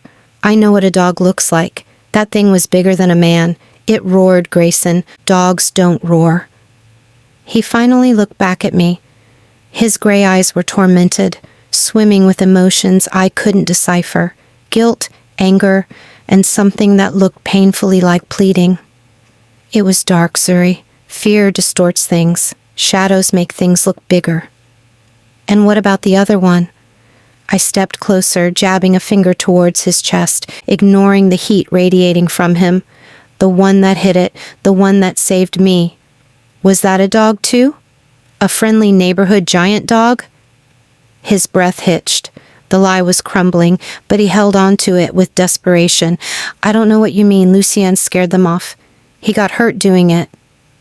I stared at him. I looked at the sweat on his brow, the rigidity of his posture, the way he was shielding me from a truth that was clearly eating him alive. And suddenly, I didn't see the man who had sat by the fire with me, sharing his pain. I didn't see the man who had saved me from a snake. I saw a foreigner, a man with secrets, a man who thought I was simple enough to believe a child's fairy tale to cover up something horrific. I saw Vivian's tourist, smiling as he promised her the world while holding a one-way ticket in his pocket. You're just like them, I whispered, the fight draining out of me, replaced by a cold, sickening numbness. Grayson flinched as if I'd struck him. Zuri, no. Don't say that. He reached for my hand. I snatched it back, clutching it to my chest, as if his touch were poisonous. You come here with your money and your secrets, watching us like we're bugs in a jar. I spat, the tears finally spilling over, hot and fast. You act like you care. You act like you see me.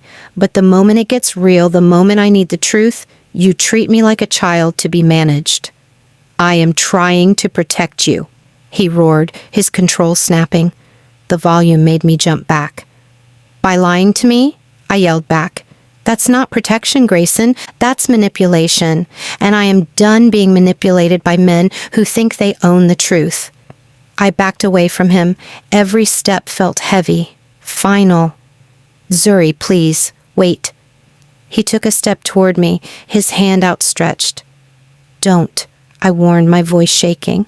Stay away from me. Stay away from my family.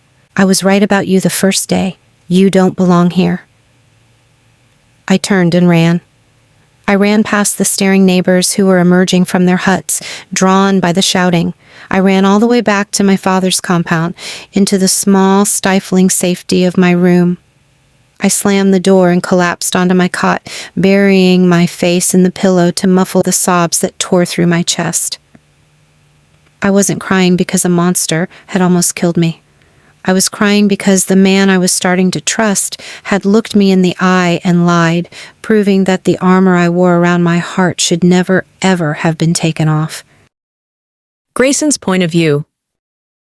Her door slammed, and the sound was like a physical blow to my chest. I stood rooted in the red dirt of the compound path, vibrating with an energy I could barely contain. My beast was thrashing against the cage of my ribs, a whirlwind of fury and agonizing loss. It wanted to howl. It wanted to tear down the door she had just closed between us, to grovel at her feet until she stopped smelling like heartbreak and terror. But the man, the broken, exiled king, knew better. You're just like them. The words were acid, eating through the precarious peace I'd tried to build here. She had looked at me and seen the ghost of the man who had destroyed her friend.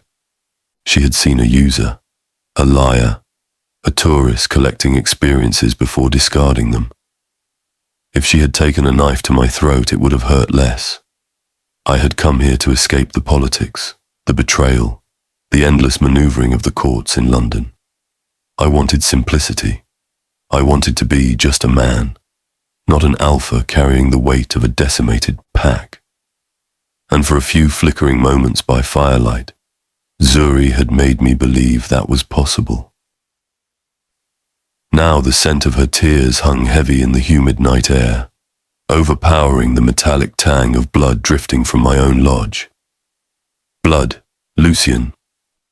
The reality of the situation crashed back down on me. I forced my legs to move, turning away from Zuri's hut. Every step away from her felt wrong, a violation of instinct. I crossed the compound to the guest lodge Lucian and I shared. The moment I opened the door, the scent hit me. The sharp ozone and copper smell of shifter blood. It was distinct from human blood, heavier, charged with power. Lucian was sitting on his cot, his shirt stripped off. A jagged weeping fissure ran from his collarbone halfway down his bicep. The flesh was already knitting together, steam rising faintly from the wound as his accelerated healing worked overtime, but it was deep. A human would have bled out by now. He looked up as I entered, his pale eyes shadowed with exhaustion and pain. He didn't say anything, just jerked his chin toward the basin of water on the table. I grabbed a cloth, soaked it, and walked over to him. The guilt was a physical weight pushing me down. I should have been there, I grated out, my voice wrecked. You were securing the perimeter. We had a plan, Lucian said, wincing as I pressed the wet cloth to the angry red edges of the wound. The plan went to shit. It happens. It was an omega, I said, the assessment cold and clinical now that the immediate panic faded. Feral, probably driven mad by the drought and isolation. It's been stalking the livestock for days. It's big for an omega, Lucian murmured. Fast, too. It caught me off guard. He looked up at me, his expression hardening. She saw it, Grey. She saw me hit it. The wild dog story. It's thin. It's all we have, I snapped, the frustration bleeding out. I tossed the bloody cloth into the basin, the water turning pink instantly. What else do I tell her? That monsters are real, that the man she was starting to trust is one of them, that the creature that tried to eat her is just a pathetic rabid cousin of mine. I paced the small room, running a hand through my damp hair. The smell of the forest was still on me, the endless miles I'd run trying to burn off the tension before I heard Lucian's roar. She hates me, I confessed, the words tasting like bile. She compared me to the man who hurt her friend. Lucian stayed silent. He knew there was nothing he could say to fix that. That was the deepest wound of the night, one that wouldn't heal with steam and time. To protect her body, I had to destroy her trust. It was the oldest, cruelest calculus of leadership. I had made the hard choice, the necessary choice, and now I had to live with the ashes. The rogue is still out there, Lucian said quietly, shifting focus back to the immediate threat. It's wounded. It will be desperate now, more dangerous. I know. I stopped pacing and looked out the small window toward the impenetrable black wall of the jungle. My vision shifted, the human spectrum overlaying with the thermal heat map of the wolf. I could see the small heat signatures of roosting birds, the distant shape of a bushbuck, but the big cold void of the rogue was gone. For now. Get some rest, I told Lucien, my voice flat. I'll take the watch tonight. Grey. Rest, Lucien. That's an order. He hesitated, then nodded slowly, and lay back against the pillows, his eyes already closing. I stepped back out onto the small porch of the lodge. The village was quiet now, an uneasy silence settling over the huts. I looked across the dark compound towards Zuri's window. There was no light burning. My beast whined low in my throat, a sound of pure misery. I wanted to go to her. I wanted to break down her door and lay everything bare, the fur, the fangs, the pathetic yearning heart that beat beneath it all. I wanted to beg her to see me, not the lies I was forced to tell. But I couldn't, because out there in the dark something hungered, and until I put it down, I was the only shield she had, even if she hated the sight of me. The silence in the village was a lie. To human ears, it was just the deep quiet of the African night, broken only by the chirp of crickets and the distant coughing roar of a lion kilometers away. But to me, the silence was a screaming void. I sat on the stoop of the guest lodge, my back against the rough wood, a rifle I didn't need resting across my knees, a prop for the villagers in case they woke up. My real weapons were itching beneath my skin, my claws aching to tear out of my nail beds. Lucien's breathing inside the hut was steady now, deep in the healing sleep. The perimeter was clear. The rogue hadn't returned. But the threat wasn't outside anymore. It was inside my own skull.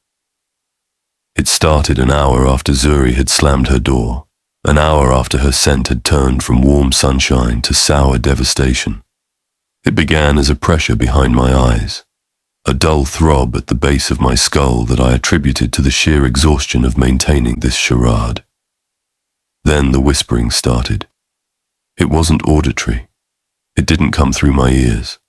It bypassed the physical senses entirely and bored straight into the primal cortex of my brain, the part that housed the Alpha. Lost. Where is he? Leaderless. Hunger. It was like tuning into a radio station composed purely of panic and static. It was the psychic resonance of my pack back in the UK, the pack I had abandoned, the pack that had been decimated by betrayal and was now flailing in the void left by my absence. I grit my teeth so hard my jaw ached, squeezing my eyes shut. "Shut up," I hissed into the darkness. "Shut up." I had severed those ties. I had walked away from the politics, the power plays, the suffocating weight of expectation that had ended with a silver dagger in my back. I had come here to be nothing, to be no one. But biology didn't care about my desires. An alpha cannot truly unmake himself. The vacuum I left behind was trying to suck me back in. "Grayson, Alpha, return." The voices grew louder, overlapping, a cacophony of need and distress. My beast whined inside me, confused and agitated by the phantom cries of wolves it should have been leading. It paced circles in my mind, scratching at the back of my ribs. It wanted to answer. It wanted to howl back across the continents to let them know we existed. I slammed my fist against my thigh, using the physical sting to ground myself in the humid reality of the present. I hated this. I hated the biology that chained me to a life I despised. I hated that even thousands of miles away, hidden in the wildest corner of the earth, the crown I had thrown down was still trying to crush my skull. And I hated that because I was fighting this psychic assault I couldn't go to Zuri. I closed my eyes and tried to focus on her scent, drifting faintly from across the compound. It was muted now by sleep and distance, but it was there, earth, wildflowers, and the underlying steel of her character. Just thinking about her brought the guilt crashing back in a fresh wave. I had hurt her to save her. It was the kind of arrogant, unilateral decision-making that alphas thrived on, and it sickened the human man who just wanted to hold her hand by the fire. The mental strain was beginning to manifest physically. Sweat broke out on my forehead, cold and clammy despite the heat of the night. My muscles were locked in a perpetual state of tension, fighting the instinct to shift, to run, to answer the call. When dawn finally broke, painting the sky in hues of violent orange and pink, I felt like I'd gone 12 rounds with a grizzly. I stood up, my joints popping, and walked to the water barrel to splash my face. The reflection in the still water was terrifying. My eyes were rimmed with red, the grey irises almost glowing with suppressed power. The scar over my knuckle throbbed. I looked feral. I looked like exactly what I was. I heard a door creak open across the compound. Zuri emerged, carrying a basket for the morning harvest. She looked tired, her movements stiff. She didn't look toward the guest lodge. She walked with her head high, a rigid line to her shoulders that screamed rejection. My wolf howled silently, a desperate plea to cross the dusty space between us, to drop to my knees and beg for forgiveness.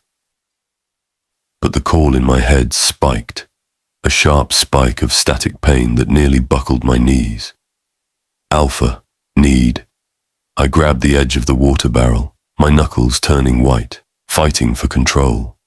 If I went to her now, vibrating with this alien energy, eyes bleeding wolf-light, I wouldn't just scare her, I might hurt her.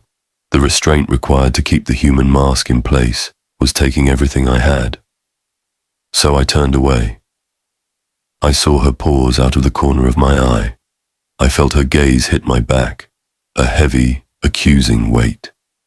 She saw me turn my back on her. She interpreted it as cowardice or guilt, or perhaps just the final proof that she meant nothing to me. She couldn't know that walking away was the hardest thing I had ever done. I retreated into the shadows of the lodge, the voices in my head rising to a deafening crescendo, drowning out the sound of the only woman I wanted walking out of my life. I watched his back retreating into the shadows of the guest lodge. The morning sun was just cresting the horizon, casting long, bleeding shadows across the red dust of the compound. Moments ago, I had stepped out, my heart a bruised and foolish thing fluttering in my chest, hoping for, what, an apology? An explanation for the insanity of the last 24 hours? Instead, Grayson had looked at me with eyes that seemed to belong to a stranger, wild, bloodshot, frantic, and then turned away. He hadn't just walked away, he had recoiled, like I was the danger. The rejection stung worse than a physical slap. It curdled the confusion and fear inside me into something hard and bitter. Liar, my mind hissed. Coward. He had looked sick, I told myself as I marched toward the fields, my basket gripped so tightly the wicker bit into my palms. He had been shaking, sweat plastering his shirt to his broad back. But sickness didn't make a man lie about a beast that could tear a grown man's arm open. Sickness didn't make a man look at you like he wanted to devour you one second and flee from you the next. Secrets did that. Guilt did that. The village was tense. The air felt thin, charged with unspoken anxieties. 2 more goats had been taken in the night. The elders were holding hushed meetings under the baobab tree, their faces grave.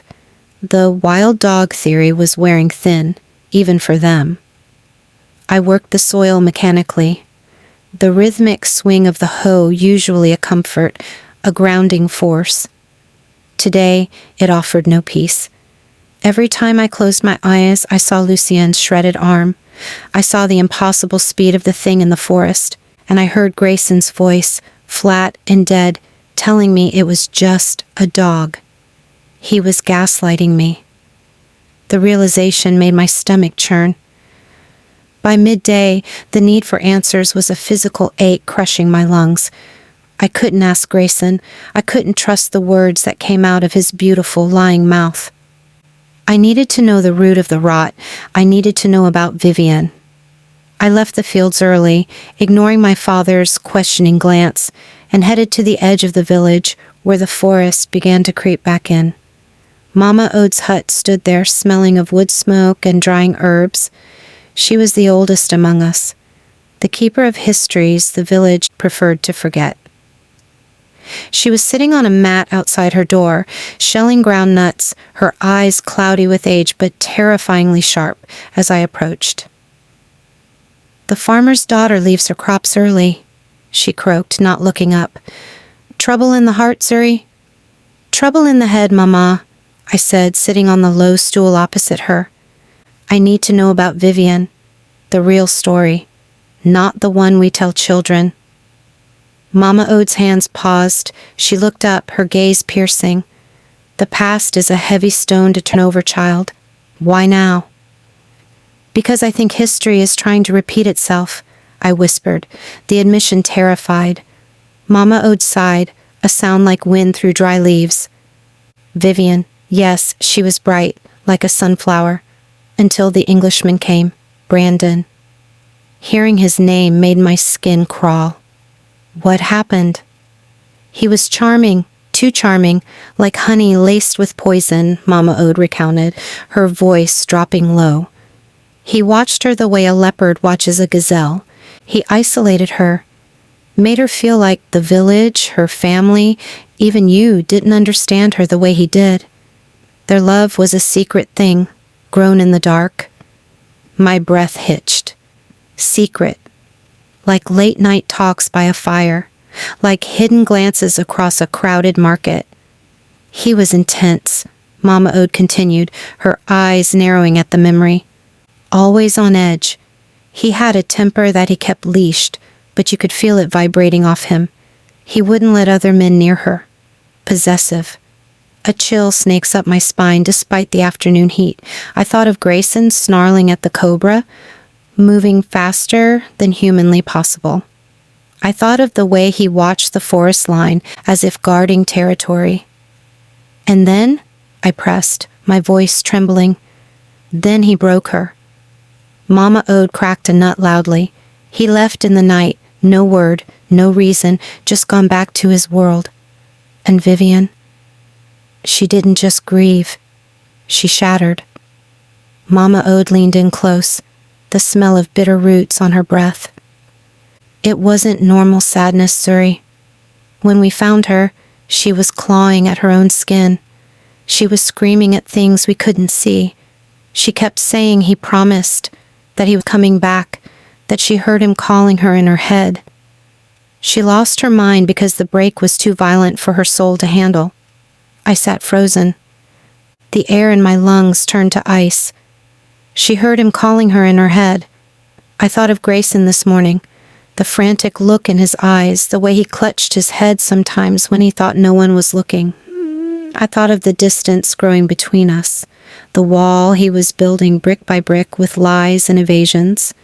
It was the same pattern, the intensity, the isolation, the secrets, the feeling that he was always holding something back, something dangerous.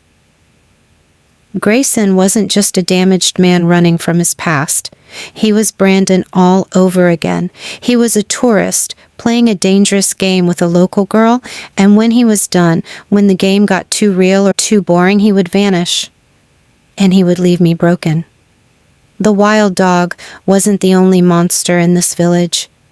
I stood up, my legs shaking. "Thank you, Mama." She caught my wrist, her grip surprisingly strong. "Be careful, daughter. Some men carry storms inside them that will drown anyone who gets too close." I walked back through the village in a daze. The heat of the day felt distant. All I could feel was the cold, hard knot of fear tightening in my chest. I had let him in. Despite everything, despite Vivian's ghost haunting me, I had started to let Grayson in, and he had repaid that tentative trust with a lie so massive it obscured the sun. I stopped in the middle of the path, staring at the guest lodge in the distance. He was in there, probably still nursing whatever dark secret he was keeping from me. Vivian had ignored the warning signs. She had let love blind her to the danger until it was too late. I wouldn't make the same mistake. The pain in my chest wasn't just heartbreak, it was a warning bell. I had to cut him out. Like snakebite venom, I had to slice the wound and bleed the poison out before it reached my heart and killed me completely. I was done with secrets. I was done with lies. I was done with Grayson. I spent the rest of the day building a fortress around my heart. Every brick was a memory of Vivian's vacant eyes. Every layer of mortar was Mama Ode's warning about men carrying storms. By the time dusk bled purple across the sky, I was ready. I was going to find Grayson, look him in those unsettling gray eyes, and tell him to leave my village, to leave me. Fate, cruel as ever, saved me the walk. I was coming back from the washing stones at the river, the basket of damp clothes heavy on my hip. The path was narrow here, bordered by tall elephant grass that whispered in the evening breeze. Grayson stepped out of the shadows of a large acacia tree blocking my way. I stopped short, my breath hitching. If he had looked bad this morning, he looked deranged now. The man was vibrating with tension. His shirt was open at the throat, showing cords of muscle tight as steel cables. His hair was wild, as if he'd been raking his hands through it for hours. But it was his eyes that terrified me. The gray was swallowed by black pupils so dilated they looked like endless tunnels. They locked onto me with a hunger that wasn't human, it was predatory. "Zuri," he said. His voice was a wrecked gravel sound, like he hadn't spoken in days. "Move," I said, my voice icier than I thought possible. I gripped the basket tighter, using it as a shield. He took a step toward me, and I instinctively took one back. The air around him felt hot, charged with static electricity that made the fine hairs on my arms stand up. "We need to talk," he rasped, running a trembling hand over his jaw. "About this morning, about Lucian." "I don't want your talk," I spat, the anger I'd bottled up all day uncorking. "And I definitely don't want your lies. I know what you are, Grayson." He froze. The color drained from his face, leaving him ashen. "What did you say?" "You're Brandon," I accused, stepping forward now, emboldened by my own fury. "You're a tourist playing games. You come here with your secrets and your intensity, making us feel special. And then you lie when things get real. You're going to break something here and then run back to your civilized world. His jaw worked fiercely. That's not... Zuri, you don't understand. I am trying to protect you. Protect me with lies about wild dogs that move faster than cheetahs? I laughed, a harsh, ugly sound. Save your protection.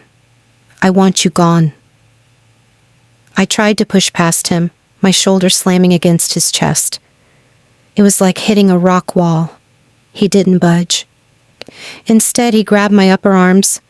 His grip was too tight, desperate. I can't leave. Lord Jesus, help me, Zuri. I can't.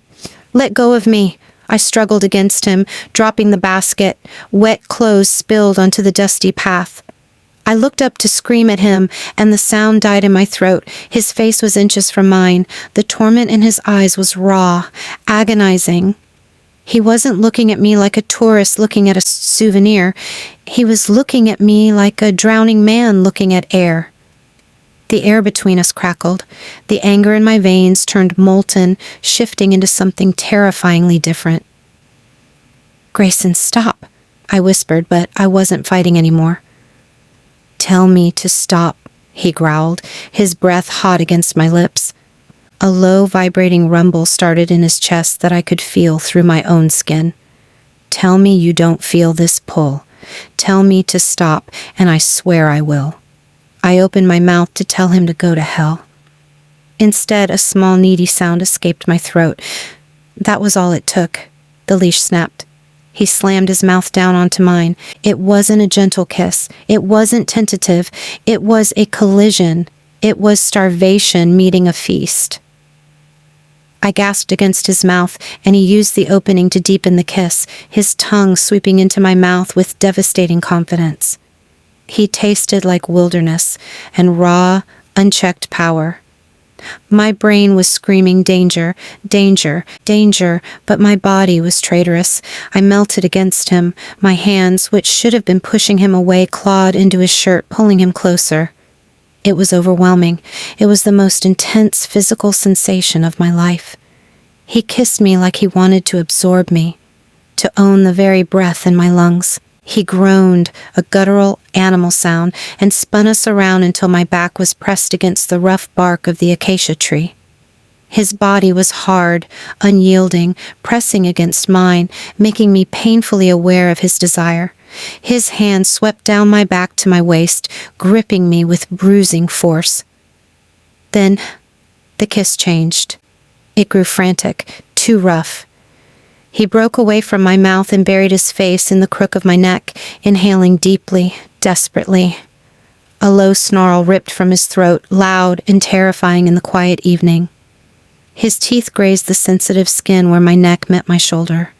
It wasn't a love bite. It felt like a threat, a promise of violence. Sharp pressure started to build there, like he was about to clamp down. To tear, panic pierced the haze of lust. "Grayson, you're hurting me." He froze instantly. His whole body went rigid against mine. With a choked cry of horror, he ripped himself away from me. He stumbled back 3 feet, breathing like he'd just run a marathon. He looked at me, his chest heaving. The wildness in his eyes cleared for a second, replaced by devastating clarity and self-loathing. He looked down at his hands, which were shaking uncontrollably, then back at my neck where I could feel the wetness of his saliva and the phantom prick of teeth. "Oh my God," he whispered, his voice thick with revulsion, directed entirely at himself. "Zuri, I didn't mean to." He looked at me like I was a fragile bird he had almost crushed in his fist. He looked at me like he was the monster I had accused him of being. Before I could speak, before I could even catch my breath, he turned and bolted. He didn't run like a man. He took off into the tall grass with a speed that blurred the edges of his form, disappearing into the darkening forest as if the very devils of hell were chasing him. I slid down the trunk of the acacia tree until I hit the dirt, my legs refusing to hold me up. I touched my neck, my fingers trembling. I was terrified. I was confused. I was furious. But beneath it all, something else had happened. As I sat there in the dust, staring at the spot where he had vanished, I felt a strange, vibrating hum start deep in my chest, right behind my sternum. It was a hollow ache, a new, terrifying awareness. It felt like a door inside me, one I hadn't known existed, had just been kicked wide open, and the emptiness it revealed was screaming for the man who had just run away. I didn't know how long I sat in the dirt under the acacia tree, touching the tender skin of my neck. The moon had risen higher, casting long, spindly shadows that looked like grasping fingers. The air tasted metallic, the lingering scent of Grayson's desperation mixed with my own terror. He almost bit me. The thought kept circling my mind like a vulture. It wasn't a nip of passion, it was animalistic, predatory. And the sound he had made, that low, vibrating snarl, hadn't come from a human throat. And yet, beneath the fear, beneath the anger at his assault, that new, terrible, hollow ache behind my sternum pulsed. It was a gravitational pull, tugging me toward the very darkness he had fled into. My body felt branded by his grip, awakened by that bruising kiss in a way that felt less like romance and more like a catastrophe. I forced myself up. My knees were shaking so badly I almost collapsed again. I fumbled in the dark, gathering the spilled laundry, the damp cloth heavy and cold against my skin. I had to get back to the village. I had to get back to light, to sanity, to a world where Englishmen didn't growl at women they claimed to protect. The walk back felt like navigating a nightmare. Every rustle in the elephant grass sounded like a predator. The chirping crickets sounded like warning sirens. I reached the edge of the village compound just as the screaming started. It wasn't a human scream.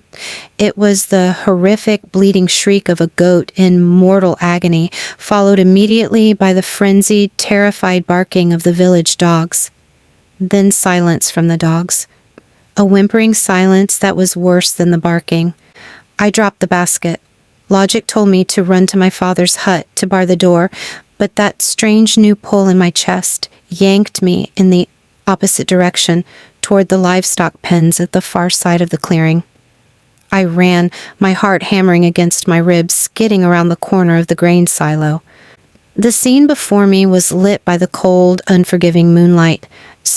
The gate to the goat pen was smashed inward, splintered wood scattered across the red dirt. Inside, something massive and hunched was crouched over the carcass of our prize breeding buck. The creature looked up as I arrived, its eyes glowing with a sickly, yellowish luminescence. It was the wild dog, but seeing it clearly now, unobstructed by forest shadows, the lie was laughable. It was enormous, the size of a small cow, covered in patchy, matted fur that hung loose on a starving frame. Its muzzle was wet with blood. It let out a wet, gurgling hiss that smelled of rot and old meat. Fear paralyzed me. I stood rooted to the spot, a scream frozen in my throat. The creature tensed, its powerful hind legs bunching to spring. It had seen me. I was next. Suddenly, a blur of motion erupted from the shadows of the guest lodge. Grayson. He hit the creature mid-air with the force of a freight train, knocking it away from the pen and rolling into the open center of the compound. They scrambled apart. The rogue creature shook itself, snarling. Grayson stood between me and the beast. He was still wearing the clothes from earlier, the ripped shirt, the dark trousers. But he wasn't the man who had run from me in shame an hour ago. He was pure, lethal fury. "Get back, Zuri," he roared, his voice distorted, deeper than anything human. The rogue lunged, and then my world ended. Grayson didn't dodge. He didn't pull a weapon. He threw his head back toward the moon and let out a sound that shattered the night, a howl of pure, agonizing power that vibrated in my own bones. As he howled, his body broke.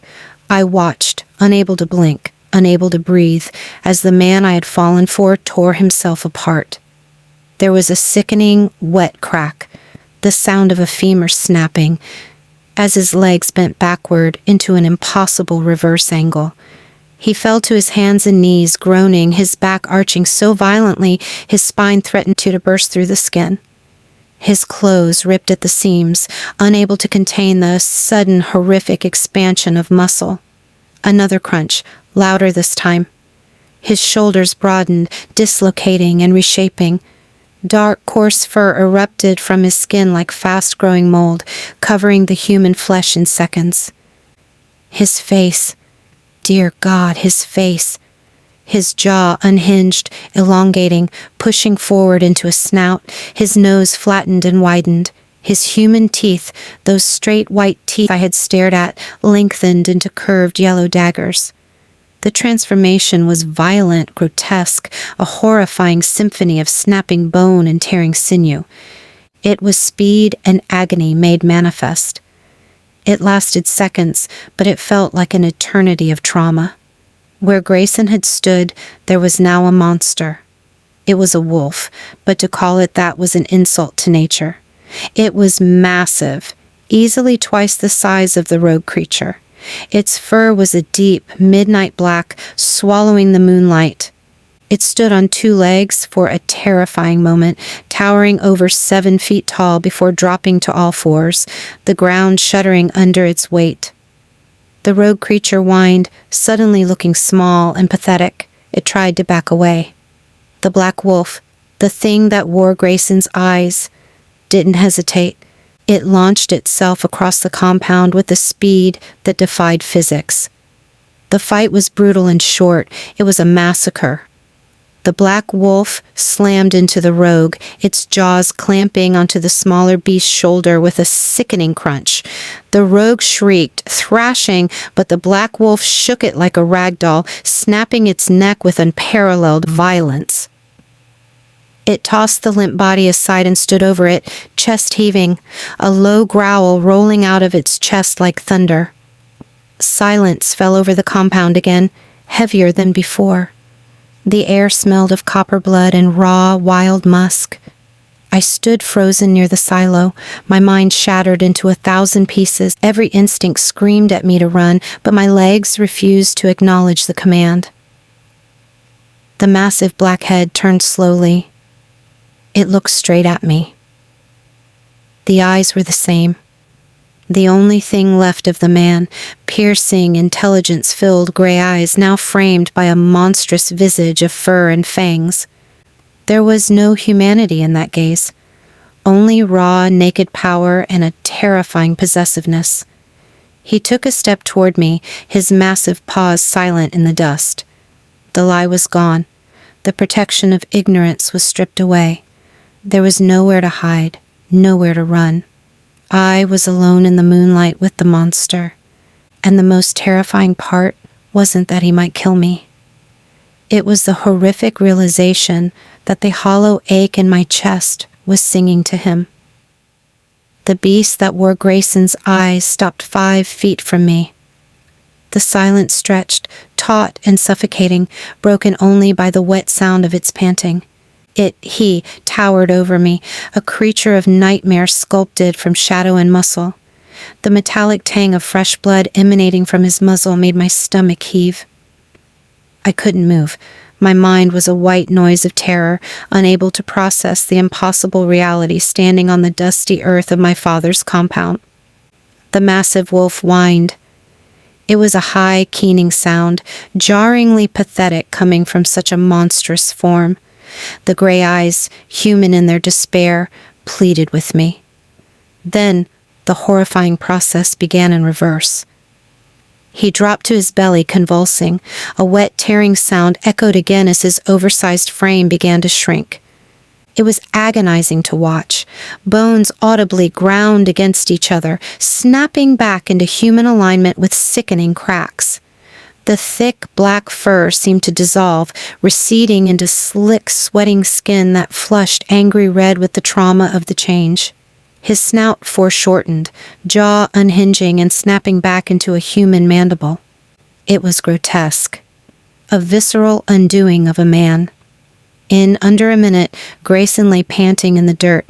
He was stark naked, curled in a fetal position, his body slick with sweat, dirt, and the blood of the thing he had killed. He looked wrecked, broken. My paralysis shattered. A strangled cry ripped from my throat, and I stumbled backward, away from him, away from the gory remains of the rogue wolf, away from the madness. Zuri, don't, please. His voice was a raw rasp, weak and trembling. He tried to push himself up, but his arms shook so violently they gave out, and he collapsed back into the dust. "What are you?" I whispered, the words scraping my throat raw. "What are you?" He rolled onto his back, staring up at the indifferent moon, tears cutting clean tracks through the grime on his face. "I'm sorry. God, Zuri, I am so sorry." "Stay away from me," I sobbed, backing away until my spine hit the corrugated metal of the silo. He squeezed his eyes shut. "I can't. You know I can't. Not anymore." He opened his eyes, looking at me with an intensity that burned. "You feel it. I know you do." The sickening, hollow pull in my chest throbbed in response. I hated it. I hated him. "You're a monster," I spat, hysterical energy flooding my limbs. "You're the devil. Mama Ode was right. You brought this here." "Yes," he said, the admission hollow. "I did, and now I have to fix it, but I can't do it out here. Please, Zuri. The lodge. I'll tell you everything. You deserve to know what you're standing next to." He managed to stand, swaying drunkenly. His nakedness was jarring, a stark reminder of the man beneath the beast, but I couldn't look away from the drying blood on his hands and mouth. I should have run into the forest. I should have screamed for my father, but the horror held me captive. I needed to know the shape of the nightmare that had landed in my life. I walked to the guest lodge like a prisoner walking to the gallows, keeping 10 feet between us. Inside, he didn't turn on the main light. He fumbled with a small lamp in the corner, casting long, flickering shadows across the room. He pulled on a pair of wading track pants with trembling hands, wincing as if every movement hurt. He didn't sit. He paced the small room like a caged animal, the energy of the wolf still vibrating just beneath his skin. I stood by the door, my hand on the latch, ready to bolt. "It's called the Wyrmwood Pack," he began, his voice devoid of inflection.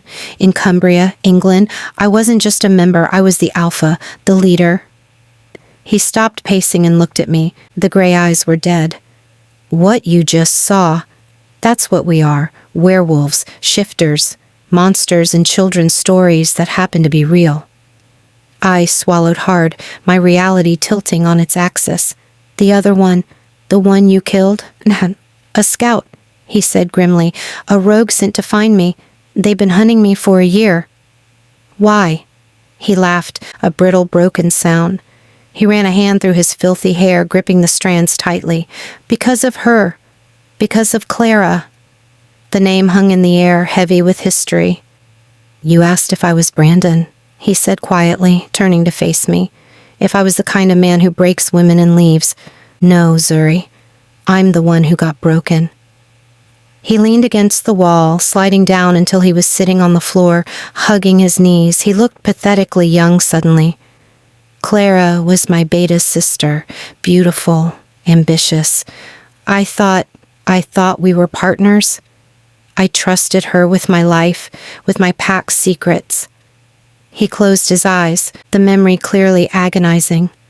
"She didn't want me. She wanted the power. She wanted to be the alpha female, but she didn't want to share the throne." His voice dropped to a whisper, filled with self-loathing. "She sold us out. To a rival pack known for their brutality. She gave them our patrol routes, our weak points, the location of our nursery." I gasped, my hands flying to my mouth. "It was a slaughter," he said flatly. "Half my pack died in a single night because I was blind. Because I let a pretty face and soft words distract me from the viper in my bed." He looked up at me, his eyes shining with unshed tears. "I killed the invaders. I almost killed her. But I couldn't do it. I was weak, so I ran. I stepped down as Alpha, left the remnants of my family, and ran as far as I could to a place where there were no wolves, no politics, no magic. He gestured weakly around the small room.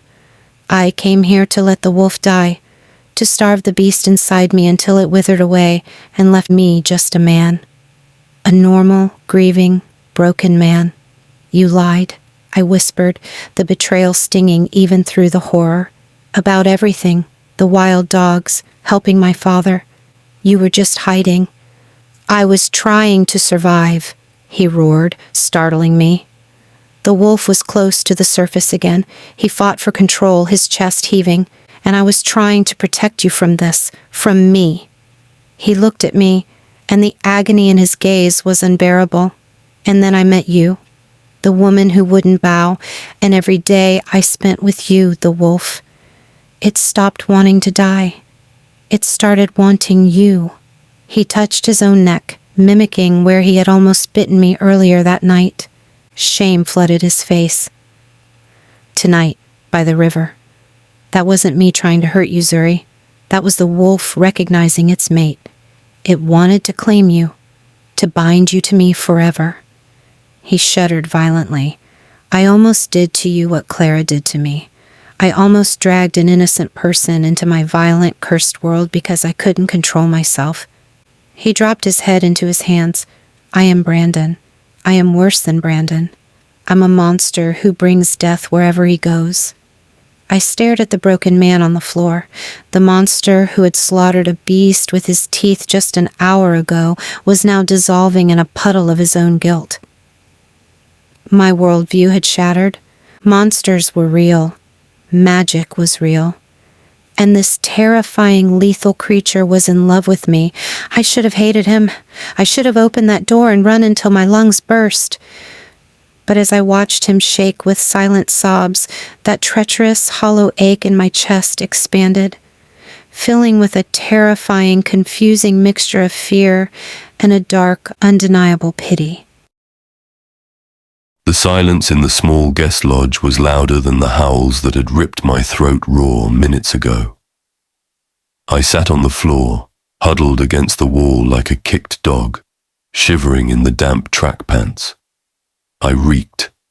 The metallic stench of the rogue's blood was plastered to my skin, mixing with the acrid musk of my own terror and the sickeningly sweet scent of Zuri's fear. Her fear. It was choking me. Every breath she took by the door, 10 feet away, was sharp with it. It rolled off her in waves, battering my heightened senses. I wanted to claw my own skin off. I was the cause of that scent. I was the nightmare standing in her kitchen. I looked up slowly. She was pressed against the doorframe, her knuckles white where she gripped the latch. Her beautiful, strong face was unrecognizable, warped by horror and a shattering confusion. "Say something," I croaked. My voice was wrecked, still half growl, vibrating painfully in my bruised larynx. "You killed it," she whispered. It wasn't a question. It was an accusation. "Yes. With your teeth." I flinched. The memory of the hot blood spurting into my mouth, the satisfying crunch of the rogue's spine, made my wolf purr with dark satisfaction. The human part of me wanted to vomit. "Yes." She squeezed her eyes shut, a shudder running through her lithe frame. My beast surged, an instinctual drive to go to her, to wrap around her, to comfort the distressed female. I dug my fingernails into my palms until the skin broke, using the sharp sting of pain to anchor myself to the floor. If I moved toward her now, she would scream. And if she screamed, the last shred of my humanity might just snap. "Why did you tell me?" she asked, opening her eyes. They were wet, shining in the dim lamplight. "Why didn't you just let me run away thinking you were a crazy Englishman?" "Because you deserve the truth," I said, the words tasting like ash. "And because I am dangerous, Zuri. You needed to see the threat so you would stay away." "The threat," she repeated hollowly. Her gaze drifted to my neck. to the pulse point I'd nearly torn open by the river. Shame, hot and agonizing, flooded me. The bite, I murmured, looking away. It's how we claim a mate. It starts the bond. It changes you, links your life to mine. I looked back at her, forcing myself to meet her eyes. I almost did that to you without your permission, because my wolf thinks you belong to him. He doesn't care about consent or your life plans. He just wants to possess. I saw the realization dawn on her face, the horror deepening. She wasn't just afraid of the monster. She was afraid of the pull. I could smell that too. Beneath the terror, there was a confused, sweet thread of attraction that hadn't entirely died. It was that thread that would kill her. You have to leave, Zuri, I said, my voice flat, dead. This was the hardest thing I had ever done. Harder than fighting the rogue. Harder than burying my pack. You have to go back to your father's house, pack your things, and you have to leave this village. Go to the city. Go anywhere but here. Her brow furrowed. You're sending me away. I am trying to save your life. The roar tore out of me before I could stop it. She flinched back against the door. I lowered my voice, desperate. Clara found me. That scout was just the first. More will come. They will bring war to your doorstep, Zuri. If they know about you, if they smell you on me, they will use you to break me. Again. The thought of Clara's sadism turned towards Zuri sent a bolt of icy terror through my veins. I came here to die alone, I whispered. I won't drag you down with me. This thing between us, this pull, it's not a fairy tale, it's a curse. It's violence and blood, and it gets everyone you love killed. I was practically begging her now, begging the only good thing I'd found in 2 years to get as far away from me as possible, because I loved her, and my love was poison. She stared at me for a long, agonizing moment. I could hear her heart hammering against her ribs like a trapped bird. Then, slowly, she turned the latch. The metallic click sounded like a gunshot in the quiet room. She opened the door to the cool night air. She didn't look back. She stepped out into the darkness and started running toward her father's compound. As she crossed the threshold, something inside my chest tore. It was a physical sensation, a brutal yank behind my sternum, invisible hooks ripping at my soul. My wolf howled internally, a sound of pure bereavement. The bond, faint as it was stretching, screaming at the separation. It felt like I was bleeding out. I slumped forward, forehead resting on the cool floorboards, gasping for air. It hurt to let her go. It hurt more than the shifting bones, more than the betrayal. The door creaked open again a moment later. It wasn't Zuri. The scent was wrong. Pine needles and cold efficiency. Lucian slid into the room, closing the door silently behind him. He took in my naked, shivering form, the blood, the wreckage of my emotions, with his usual stoic calm. The carcass is dealt with, he said quietly, burned in the ravine. The rain will handle the blood in the dust. I didn't answer. I just kept breathing into the floorboards. She knows, Lucian stated. She's gone, I managed to rasp. Lucian was silent for a beat. You let the mate go. That is, unexpected. And painful, I imagine. It's necessary, I snarled, pushing myself up into a sitting position, glaring at my beta. Clara knows where we are.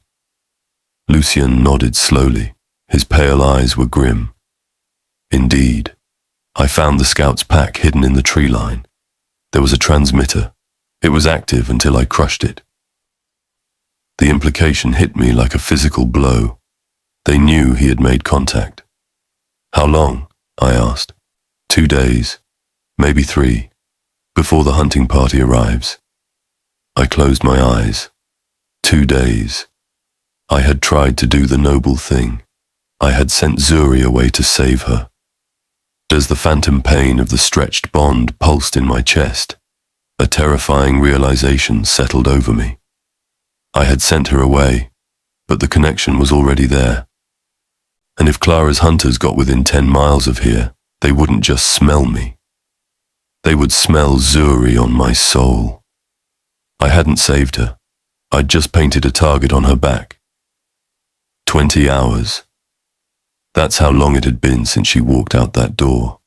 20 hours of a phantom hook buried beneath my sternum, tugging violently every time she moved further away from me in the village. I hadn't slept. I couldn't. The wolf was pacing just beneath my skin, snarling at the human part of me that had let our mate go. It wanted to hunt her down, drag her back to the den, and stand guard until the end of time. I was patrolling the northern perimeter of the farmland, near the dense tree line where the rogue had come through. The air was heavy, pre-storm still, thick with humidity and the buzzing of insects. But underneath the natural scents of the African bush, there was something else, something new and deeply wrong. It wasn't a wolf. It was colder, chemical, the acrid tang of gun oil, stale sweat, and the unmistakable coppery reek of silver nitrate. A human hunter, one who knew exactly what they were looking for. My blood ran cold. Clara hadn't just sent scouts. She'd hired professionals, mercenaries who specialized in putting down rogue supers. They didn't care about pack politics. They cared about a paycheck, and they used weapons that didn't just kill, they burned. A scream shattered the humid air. It wasn't a goat this time. Zuri.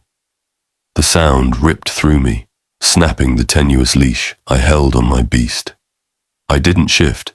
The transition took too many precious seconds. But the alpha power flooded my human veins, sharpening my vision, exploding my strength. I tore through the elephant grass, guided by her terror scent and the metallic stench of the hunter. I burst into a small clearing near the dried riverbed, a shortcut to the main road out of the village. The scene froze my heart in my chest. Zuri was on the ground, scrambling backward in the dust. Standing over her was a man, hulking, and dressed in tactical gear that looked alien in this landscape. He held a wicked-looking curved knife, the blade shimmering with a dull, matte finish. Silver paste. "Don't move, sweetheart," the man grunted, his boot pressing down on Zuri's ankle, pinning her. "The contract said the Alpha, but you smell just like him. Maybe you'll bring a bonus." He didn't see me. He was too focused on his prey. He leaned down, the poisoned blade inching toward her throat. Zuri stared up at him, her eyes wide and glassy with pure, paralyzing shock. My vision wavered, red bleeding into the edges. "Get away from her." The roar that tore from my throat was not human. It was a physical force, a shockwave of alpha command that flattened the grass around me. The hunter flinched, stumbling back a step, turning toward the sound. He saw me, and his eyes widened, not with fear, but with professional calculation. He raised the knife, shifting his stance to face me, but he kept his boot on Zuri. "There you are," he sneered, was wondering if bait would work. He pressed down harder on Zuri's leg. She cried out, a sharp sound of pain. That cry ended my capacity for rational thought. I moved faster than he could track. I slammed into him, the impact feeling like hitting a brick wall, but my momentum carried us both backward. We crashed into the dirt. He slashed wildly with the silver knife. The blade caught my forearm, searing like a branding iron, the poison instantly sizzling against my accelerated healing. I ignored the agony. I grabbed his tactical vest and threw him hard. He flew 10 feet, crashing into the trunk of a baobab tree with a sickening crunch of armor and bone. He slumped to the ground, dazed, the knife falling from his grip. I spun toward Zuri. She was trying to crawl away, her breath coming in shallow, ragged gasps. I dropped to my knees beside her. Zuri, Zuri, look at me. She looked up, and I saw it. The glaze in her eyes wasn't just fear anymore. It was shock. Her skin was grey, clammy cool beneath the African heat. Her heart rate, which I could hear thudding frantically, was starting to skip beats. She was going into systemic shock from the trauma, the terror. Her human body couldn't handle the proximity to this level of violence, the raw output of my alpha aura. She was fading. No, I breathed, panic clawing at my throat. No, you have to breathe. Stay with me. I reached for her, but she flinched violently, a whimper escaping her lips. She was terrified of me. The hunter across the clearing groaned, shifting. He was reaching for a sidearm nestled in a holster. I didn't have time to finish him and get back to her before her heart gave out. She was slipping away right in front of me. Her scent was souring, the vibrant life force dimming.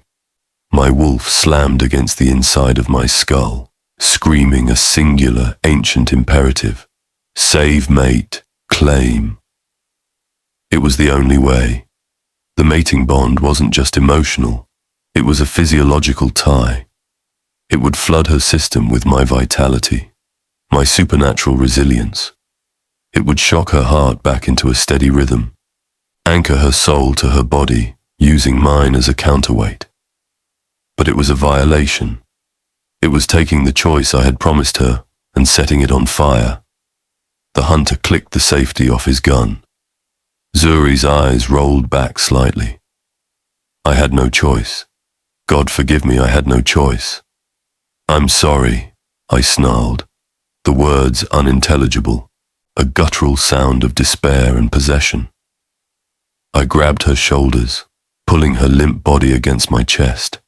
It wasn't gentle. It couldn't be.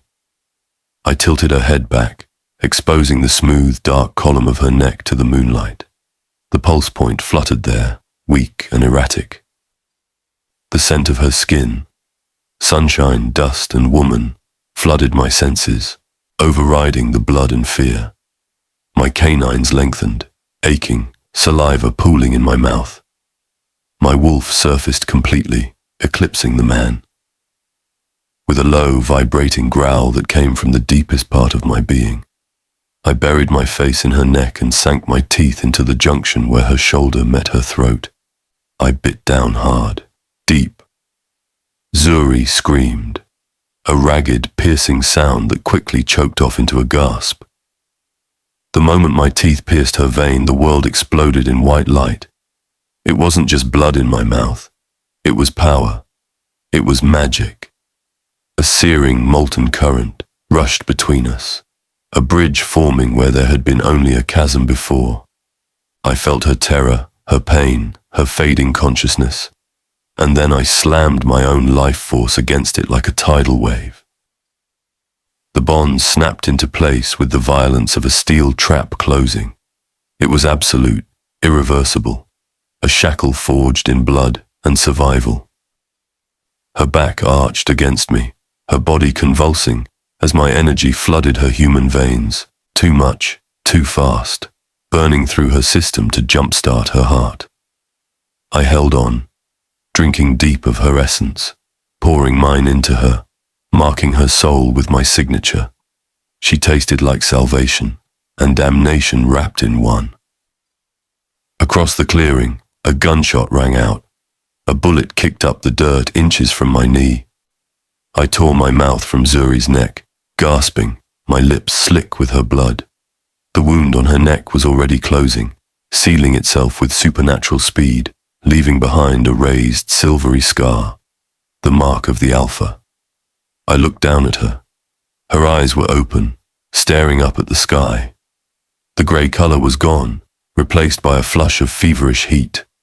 Her chest was heaving, her heart beating strong, steady, and furious against my own. She was alive, and she was mine. I slowly turned my head toward the hunter, who was trying to aim for a second shot. I didn't feel like a man anymore. I didn't feel guilt or remorse. I felt only the ancient, terrifying thrum of the bond, and a blind, apocalyptic rage directed at the thing that had dared to touch what belonged to me. I stood up, the blood on my mouth gleaming in the moonlight. I didn't need to shift. The monster was already out. The red haze of the kill began to recede, replaced by the crushing weight of what I had just done.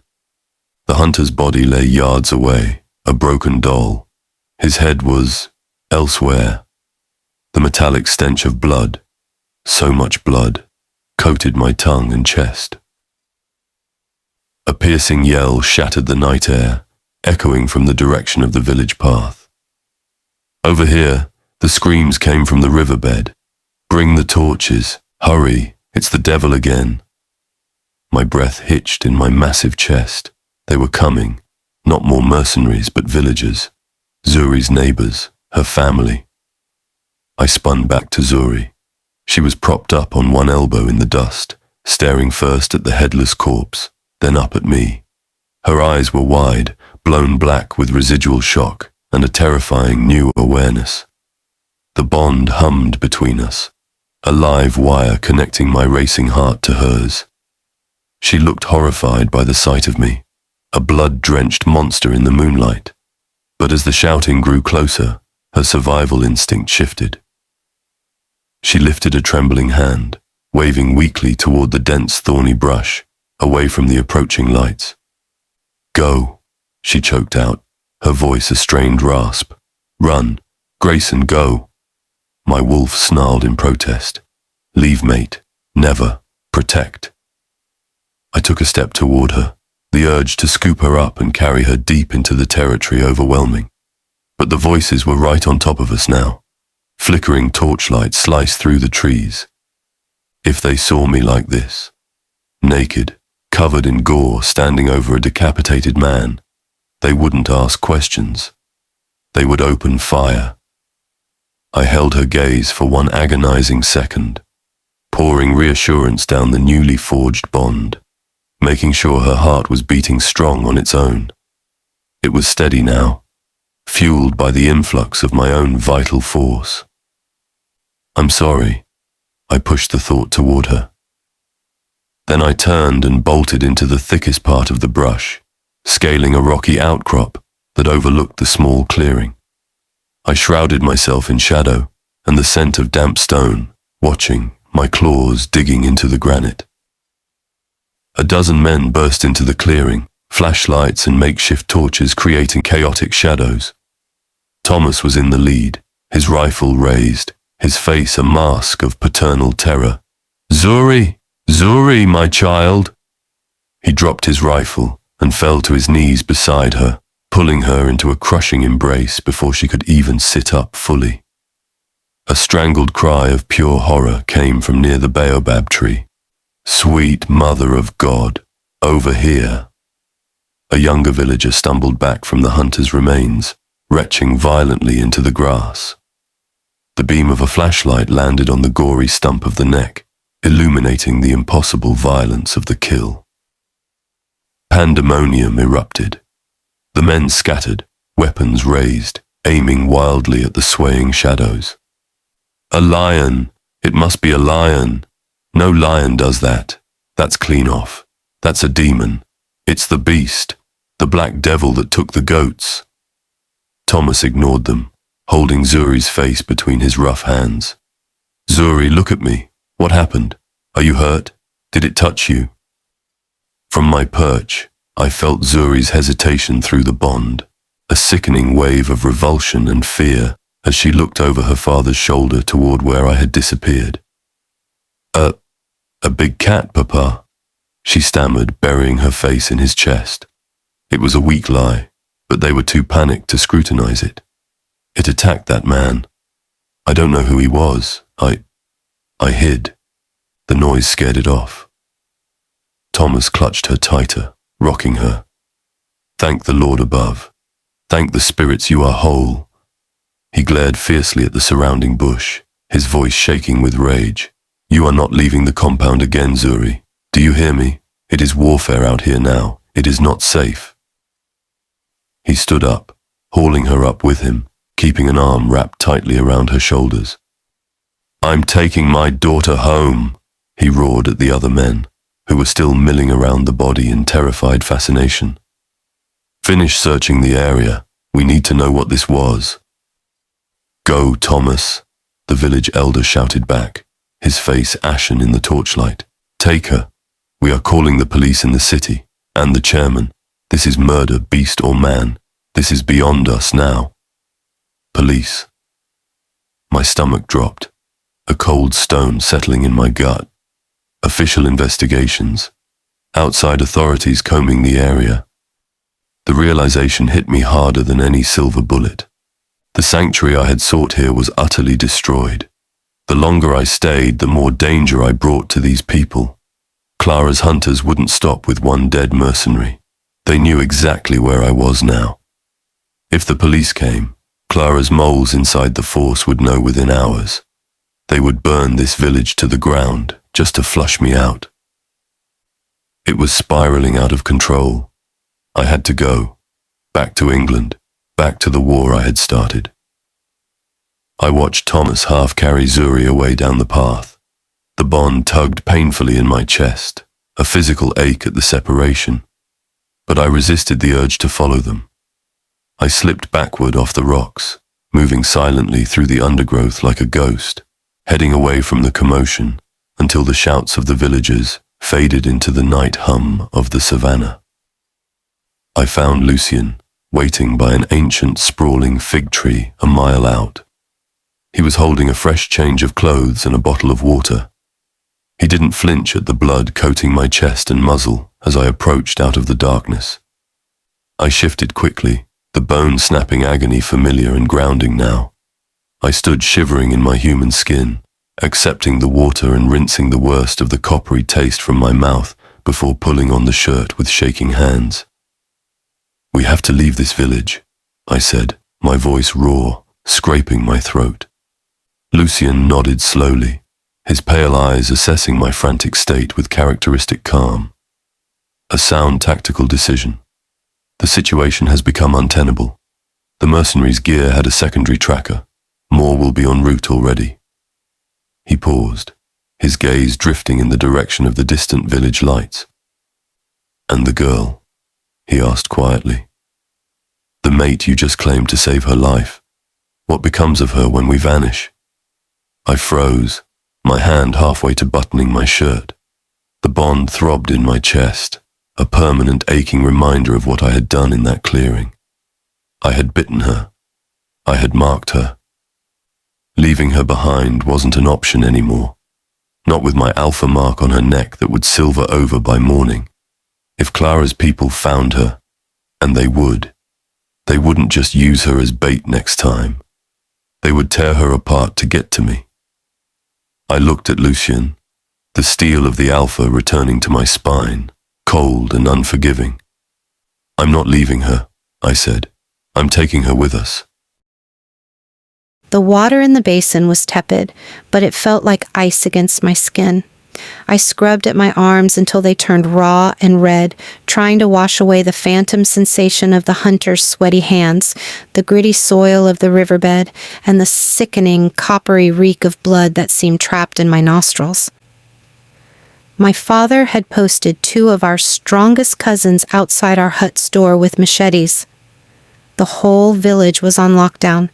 Outside, the night hummed with terrified whispers and the barking of dogs that smelled the death carried on the wind. Inside, I was alone with the silence and the monster in my own skin. I dropped the rag into the bloody water and finally, trembling, walked to the small, cracked mirror hanging above my dresser. I didn't want to look. Every instinct screamed at me to keep my eyes averted, to pretend the last 2 hours hadn't happened. I forced myself to lift my chin. The reflection stared back at me, eyes wide, haunted, the whites too prominent against my dark skin. But my gaze dropped lower, to the junction of my neck and shoulder. I gasped, a choked sound that I immediately swallowed. It wasn't a wound. It wasn't a mangle of torn flesh and drying blood like it should have been. Where Grayson's teeth had sunk into me, Where I had felt the searing burn of his saliva entering my veins, there was now a scar. It was raised, thick, and intricate, like a tribal brand seared into my flesh long ago, and it was silver. Not gray, but shimmering, metallic silver, humming with a faint, terrifying heat against my cool skin. I traced it with a shaking fingertip. A jolt of electricity zinged through my body, not pain, but a sharp, undeniable awareness. A connection. It felt like a fishhook snagged deep behind my navel, a taut line pulling me toward the darkness outside the village. Every time I breathed, I felt a faint echo of another breath that wasn't mine. A deeper, heavier rhythm. Grayson. The horror of it buckled my knees. I sank onto the edge of my cot, clutching my neck. He hadn't just saved me. He had invaded me. He had bitten me like an animal and left a mark that felt alien and invasive, a permanent shackle binding me to the creature I had seen bathed in moonlight and gore. I had lied to my father. I had looked into my father's terrified eyes and lied to protect the thing that had ripped a man's head from his shoulders. Why? Fear? Shock? Or was it this hum under my skin, this insidious voice whispering that he had done it for me? I squeezed my eyes shut, rocking back and forth. My simple life, the farm, the market days, the quiet evenings, was gone. It had died in that clearing along with the hunter. I didn't hear the window shutter creak. I didn't hear footsteps on the packed earth floor. I only felt the air in the small room suddenly become too heavy to breathe. The hair on my arms stood straight up, and the silver brand on my neck throbbed with sudden, violent heat. My eyes flew open. Grayson was standing in the center of my room. He was dressed in clean clothes, a dark shirt and trousers that didn't fit quite right, but he couldn't hide what he was. Not anymore. Not from me. The sheer size of him seemed to fill the space, sucking up the oxygen. His gray eyes were churning, no longer soft with apology, but hard with the same predatory intensity I'd seen in the wolf. I opened my mouth to scream, to call for my cousins outside, but the sound died in my throat. The bond pulsed, a wave of dominant energy washing over me, silencing my panic before it could become vocal. "Let me see," he demanded. His voice was low, gravelly, vibrating through the floorboards and up my spine. He didn't wait for permission. He crossed the room in 2 strides, dropping to one knee in front of me. His large, calloused hand reached out, tilting my chin up. His touch was scorching hot. I flinched, trying to pull back, but his grip was iron.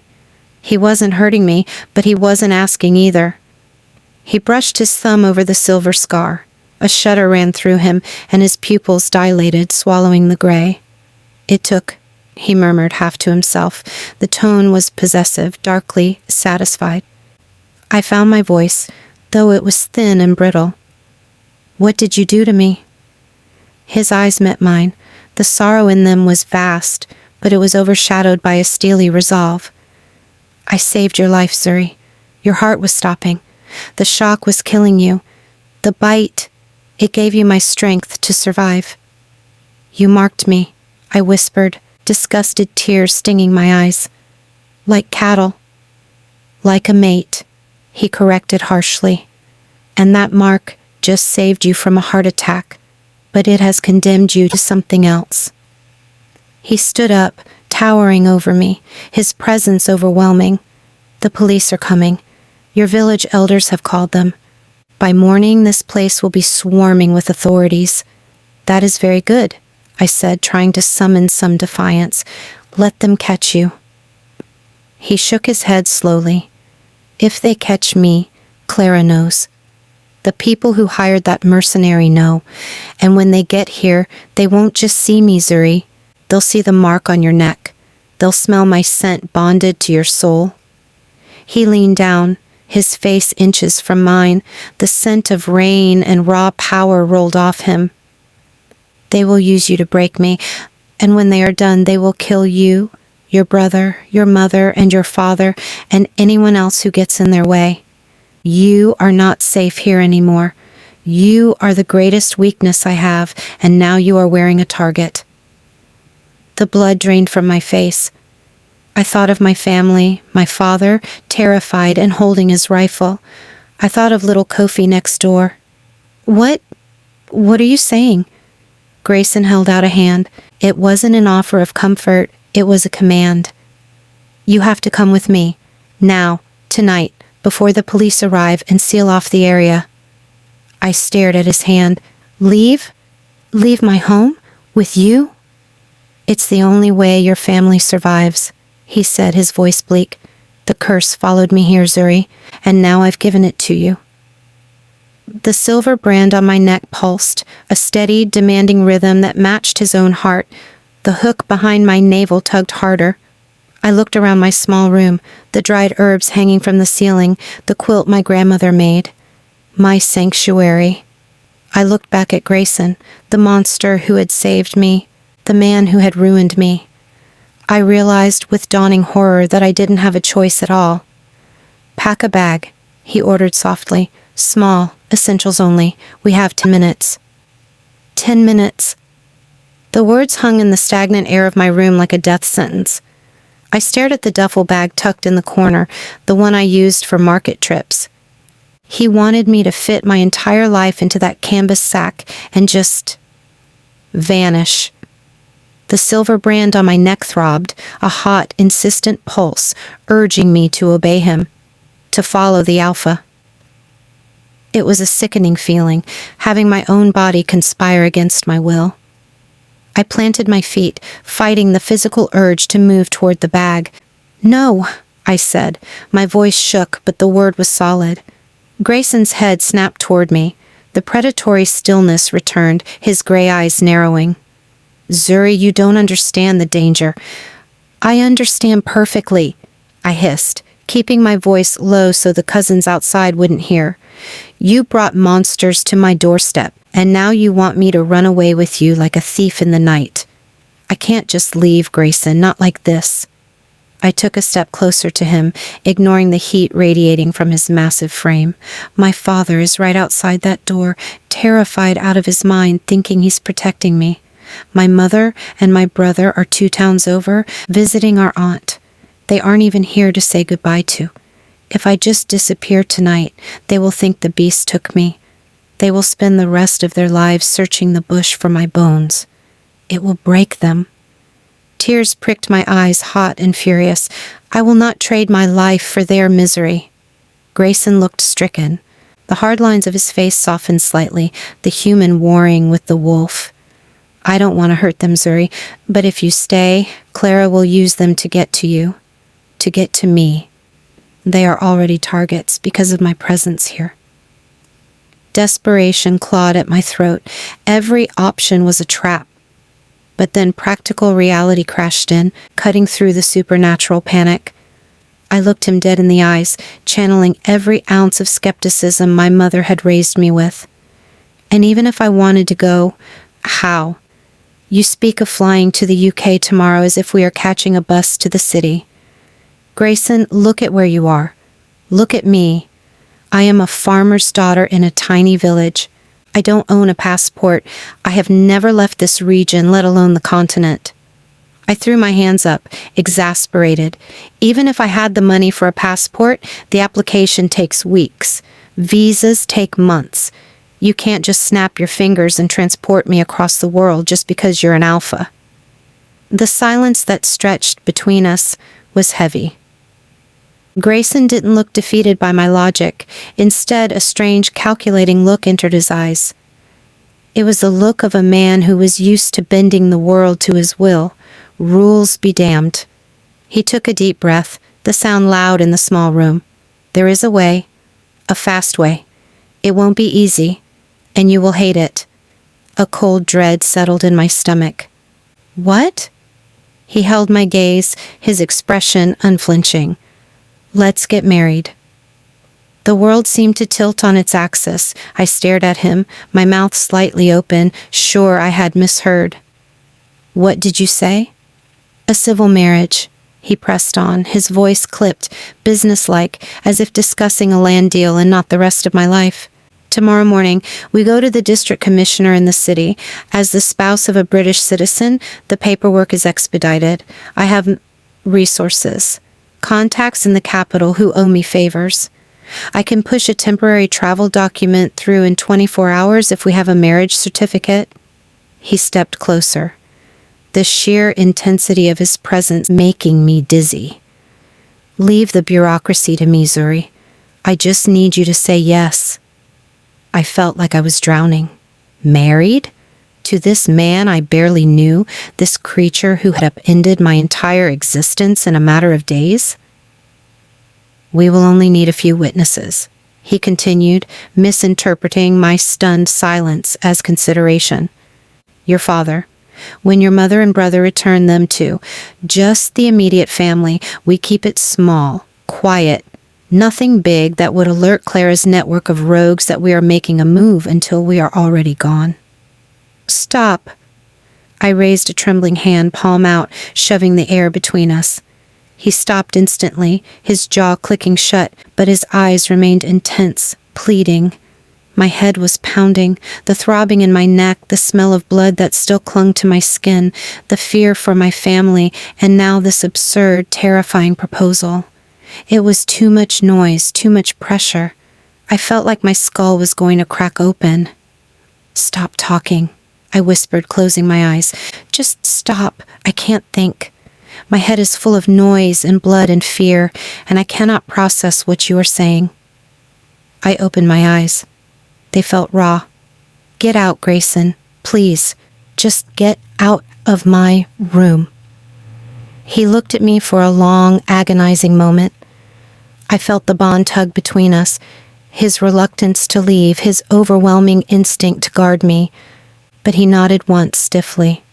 He respected the boundary I had thrown up, even if it pained him. He turned and moved silently toward the shuttered window he had slipped in through. He had one leg over the sill, ready to disappear back into the dangerous night when the terrifying reality hit me again. If he left, I was alone with this mark. If I stayed, my family was doomed. He was crazy. His plan was madness, but he was the only lifeboat in a sea of fire. Wait. He paused, glancing back over his shoulder, the moonlight catching the hard line of his jaw. I can't say yes right now, I managed, my voice strained. It's too much. But don't disappear. Give me time to think. I didn't sleep. I spent the remaining hours of darkness sitting on the edge of my cot, staring at the canvas duffel bag.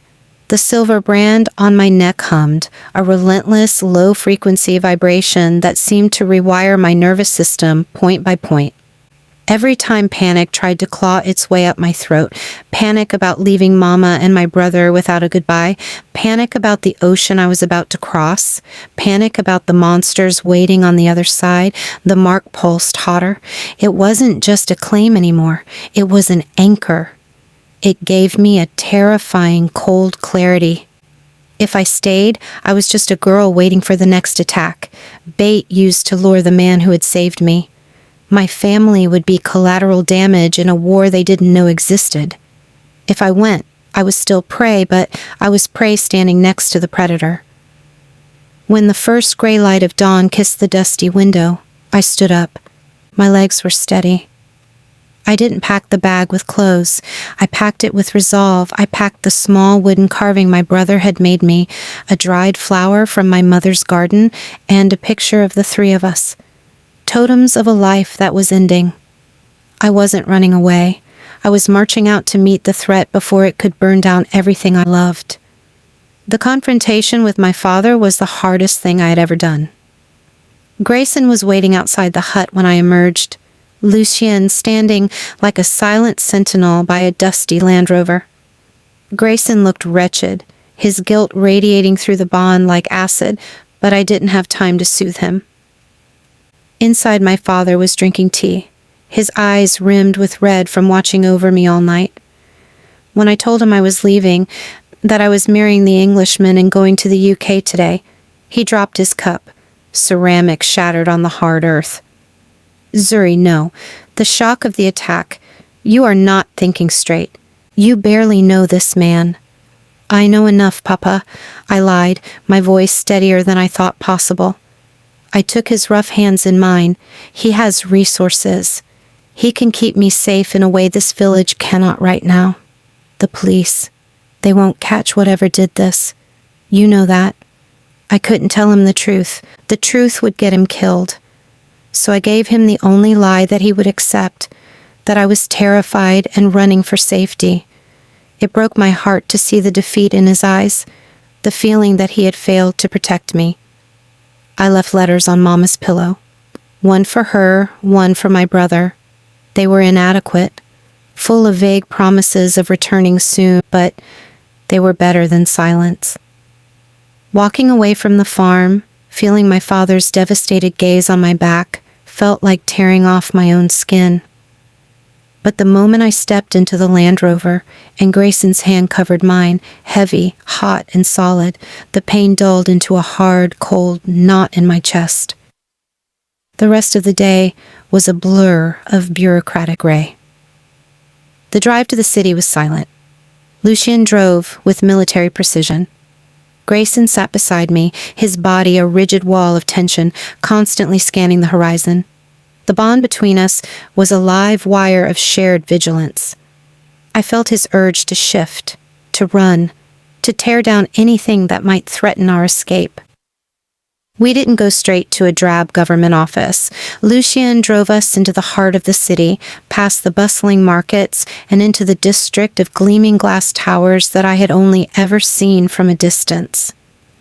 We pulled up to the entrance of the most expensive hotel in the capital.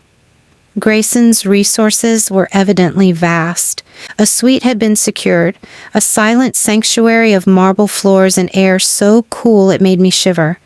It was a holding pen, gilded and sterile, while Lucien worked miracles with bribes and contacts to expedite a passport that should have taken months. "Wash the dust off, Zuri," Grayson had said gently, gesturing to a bathroom larger than my father's entire hut. "We have a few hours. We need to look the part." When I emerged, scrubbed raw and smelling of expensive, unfamiliar soap, there was a garment bag hanging on the door. Inside was a dress. It was white, simple, made of a silk crepe that felt like water against my skin. It had no lace, no beads, just clean lines that skimmed my body and a high neckline that almost, but not quite, hid the shimmering silver brand on my neck. I stared at myself in the full-length mirror.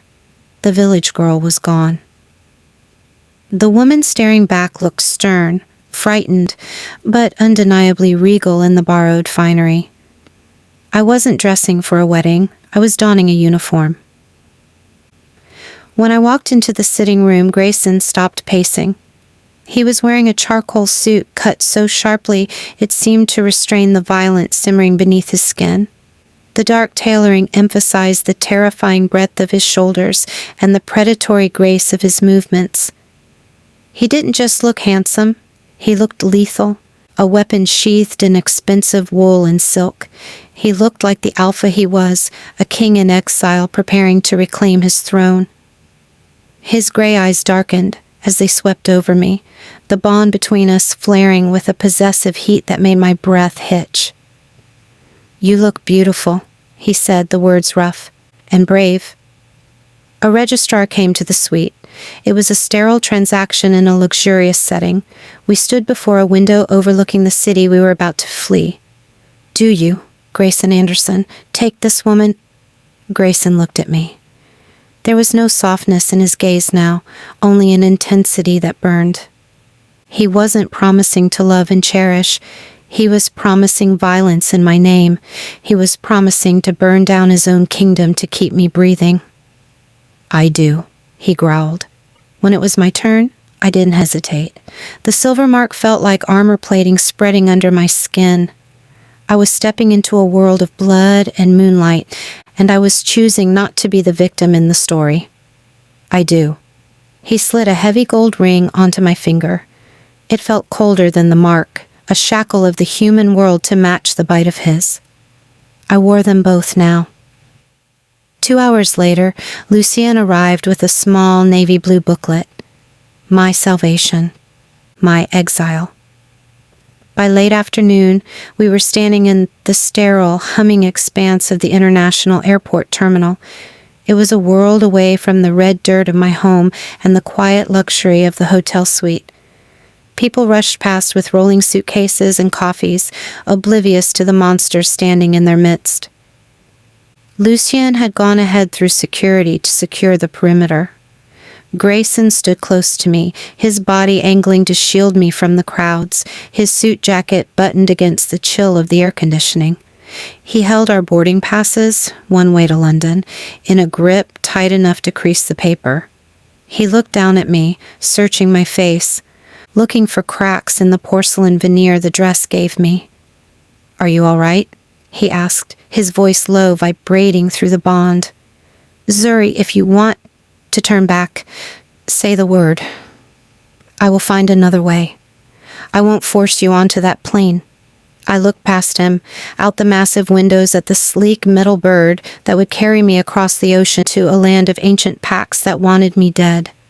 I thought of Clara, the woman who had sent a mercenary to butcher me in my own backyard because she thought I was a weakness, a fragile human thing to be exploited.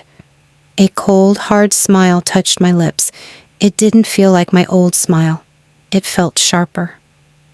My spine straightened, and I felt the phantom weight of a crown I hadn't asked for but would wear nonetheless. The bond hummed, and for the first time, I didn't just feel his power. I pushed back. I let him feel the steel that had formed in my soul over the last 24 hours. "No, Grayson," I said, my voice quiet but ringing with finality. I looked up at him, meeting the Alpha's stare without flinching. I wasn't the farmer's daughter anymore. I was his mate, and I was done running. "We aren't turning back. Let's go home. I want to meet the bitch who broke my husband's heart and tried to end my life."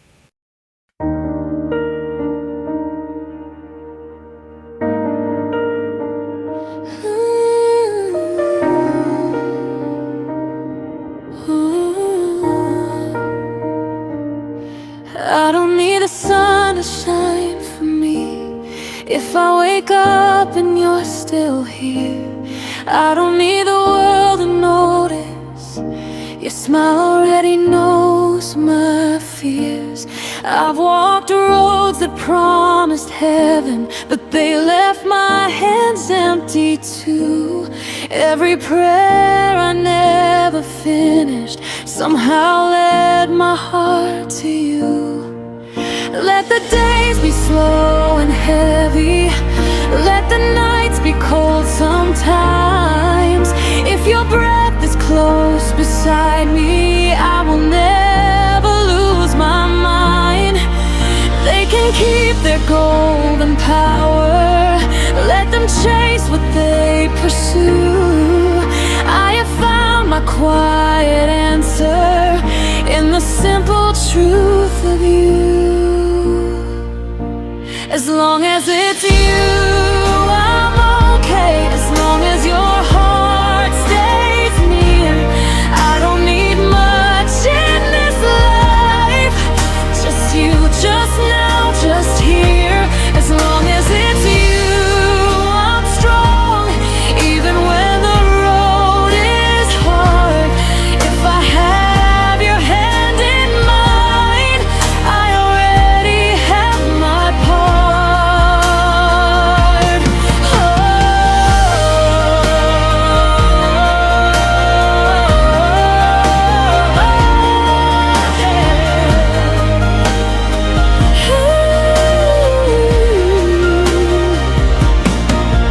Let tomorrow come softly. We don't need to rush the truth. If this life gives me nothing else, it gives